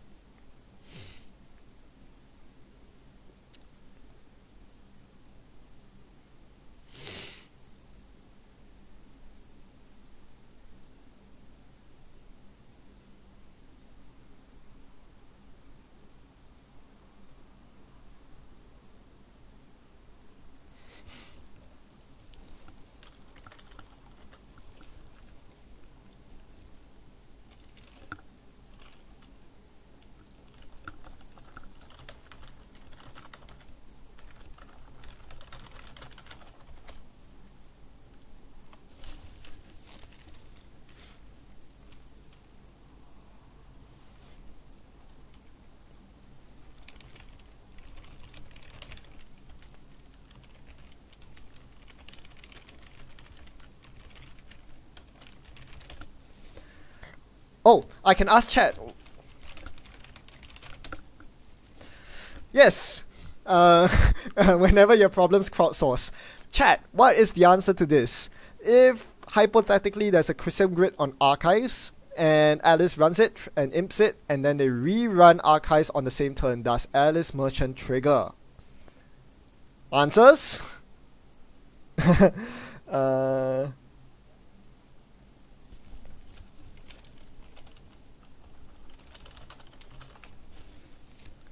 Anyone knows?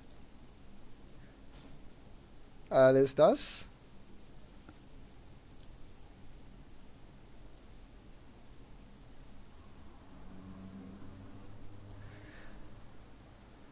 Yeah, I think Christian Grid runs do not count towards ordinals.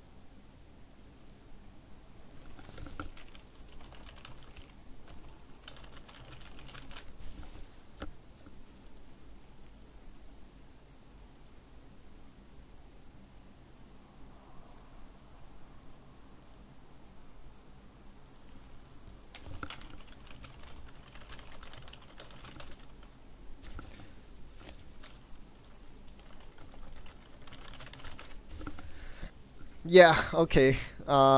Finicky rules and everything.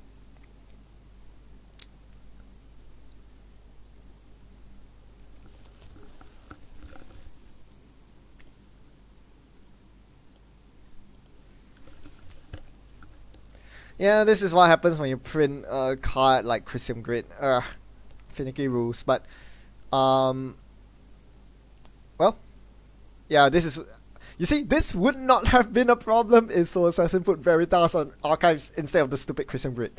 Coming up with silly rules questions that no one knows the answer to. Well, anyway, thanks to chat for your help. I also believe the answer is yes, but, you know, I wouldn't bet my life on it. As we see Enigma actually going for the Archives play here. I think that's quite interesting.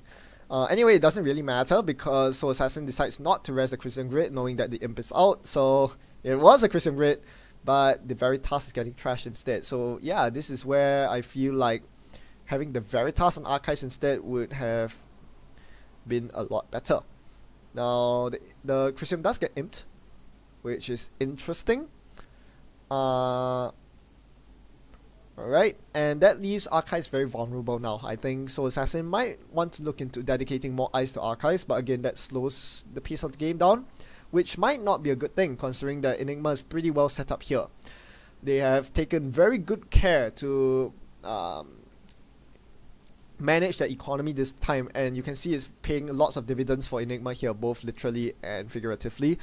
As they are well out of Brian Stinson range, well out of punitive Counter-Strike range, and SoulAssassin, well, I have an agenda. Do I score it? I think they do. I think SoulAssassin needs to go for the global food score here and force Alice to start running through the remote. The question is whether they advance the global food or leave it unadvanced, faking that it's a Project Atlas. There's definitely merit to both ways of doing it.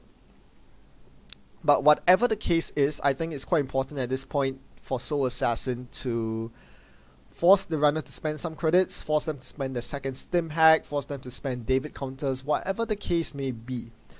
Start making use of those remote ice because those are some really nice looking fancy Chiashi, a deadly archer, a menacing toll booth. It'll be a waste if the runner doesn't get to see all of these fun rainbow ice that SoulAssassin has meticulously prepared for the runner. Unfortunately, if SoulAssassin decides to go for the global food here, they are most likely probably forced to ditch either the punitive or the archive memories to an Alice trigger. So that is actually a really annoying aspect of it. So a possible other play would have been to draw a couple of cards and then go for an install on the global food. But instead they're just going to threaten the win this coming turn. One thing I really like about this install double advance play here is that even if SoulAssassin resists the archer here, they can still threaten the win because they're on 5 points now. Resing the archer and sagging the hostile takeover will put them on 4 agenda points, plus 3 from this food will still win them the game. And archer is going to be a very key card, as we are going to see very soon, because there's no easy way for Alice to break it. Unless she luckily top decks David, for example, she will have to pay the iron price for breaking the archer. At 6 strength, against an MK Ultra at base strength 1, it's going to cost a whopping 12 credits. I believe. Yes, 12 credits to break an archer completely with MK Ultra. That is a hefty price to pay for a single piece of ice that costs 4 credits to res.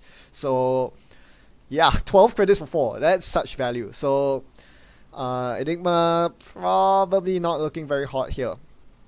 A lot of their money is going to be absorbed by this archer, but I think it needs to be done because this is the game win in the remote. Unfortunately, they've left themselves at a very precarious position with only 2 cards in hand. They have a lot of things they need to do this turn. They need to draw up to avoid the Punitive flatline. Remember, Punitive does 3 meat damage with Global Food. They need to get money. They have a bunch of Liberator accounts they can click for money. And they need to run the remote. Bonus points if they can fit in a run on Archives to trigger Alice's ability, but I highly doubt that. This is going to be huge. They are going to be able to play an Inject to drop a lot more cards. I think that's going to be pretty crucial. But they have to be worried about milling their other copy of David as well. That could be pretty dangerous. If I were them, I would play the Inject just to pad up my hand size. And start considering running the remote. So yep, they are going to pad their hand up to 6 and they can start running server 1.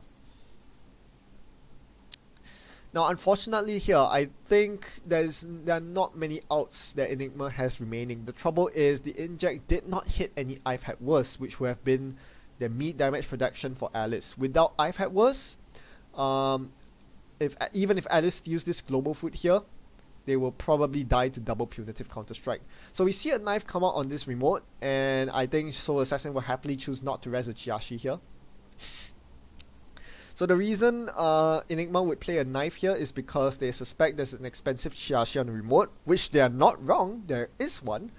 And they want to not have to pay for it. Unfortunately for them, what they don't realize is the ice they have to worry about here isn't the Chiashi, it's the Archer.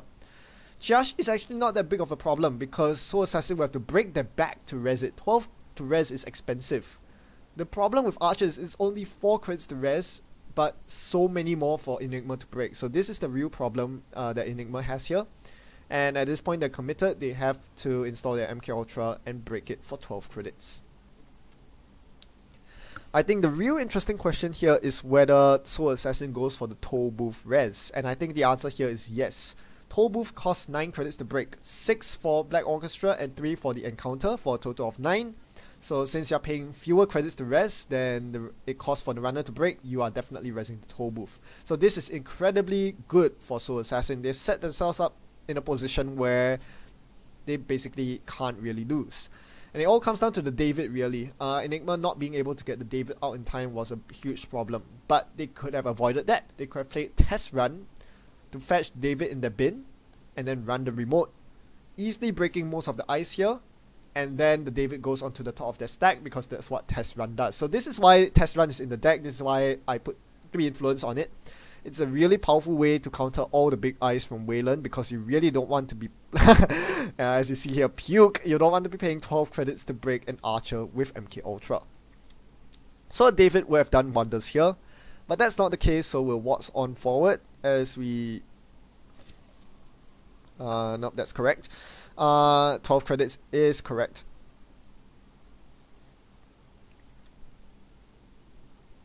But I don't think I can type in chat. I think they muted spectators.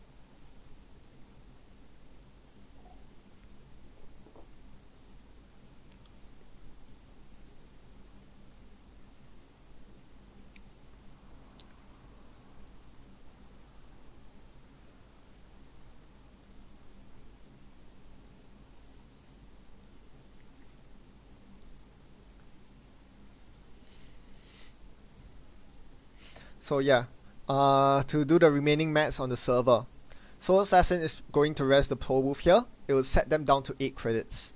Enigma will have to break this server for break the Toll Booth for 9 credits, putting them on 2 remaining credits. Right? So 8 versus 2, it's a pretty easy punitive flatline because with 2 credits, Enigma has no way to even defeat the punitive trace. So yep. As long as SoulAssassin reses the Toll Booth here, which they do, this is game. This is an impossible fork for Alice because they either steal the food and die, or don't steal the food and lose on the gender points. So a very well set up trap by SoulAssassin to basically trap the runner in between a rock and a hard place, and in this case they got ground to death. As they're gonna break the Toll Booth, they're gonna find themselves at the mercy of a Fury Death. So even if Enigma had one more click to run archives here, that wouldn't have saved them. SoulAssassin would have ditched the archive memories, but with the Atlas token, they can fetch the punitive to double punitive them for the win anyway. What Enigma really needed was to see one of the IFAC verses off the inject.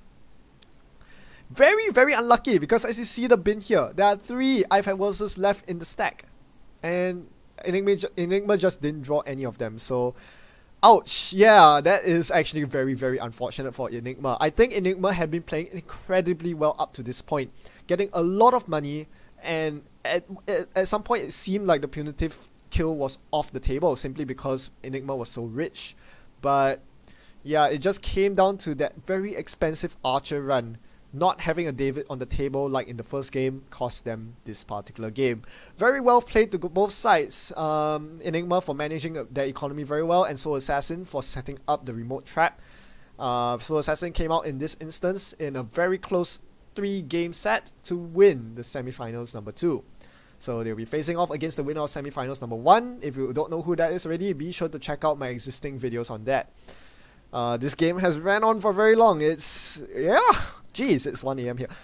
Yeah, that's 2 hours of gameplay, but fantastic games to both. I mean, congrats to both for fantastic games, and I'm looking forward to cast the finals. Again, a very good set of games, and it just goes to show how evenly matched up players and evenly matched up decks can create some really fun netrunner. Hopefully all of you enjoyed it. If there are any remaining questions in the chat, I'll take them, but otherwise we'll be calling it a night. Oh,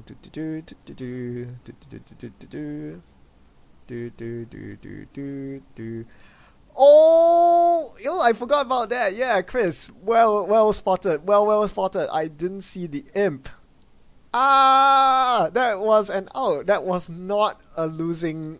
That was not a sure lose route. Yeah, brilliant. Absolutely brilliant. Should have imped it. Nice. Yeah, that's a very good call. If you imp the agenda, you don't steal it. That means you can't die to punitive counter-strike. And the most important thing for Alice running the remote there was not to steal the agenda. The most important thing to do is to deny SoulAssassin the ability to score the agenda for the win. I completely missed the imp play. Very well spotted. Thanks to Chris for pointing that out. Wow. The more you know. Even I missed that play. So yeah. Well done, players, and have a good morning, evening, afternoon, weekend, wherever you are. Good night.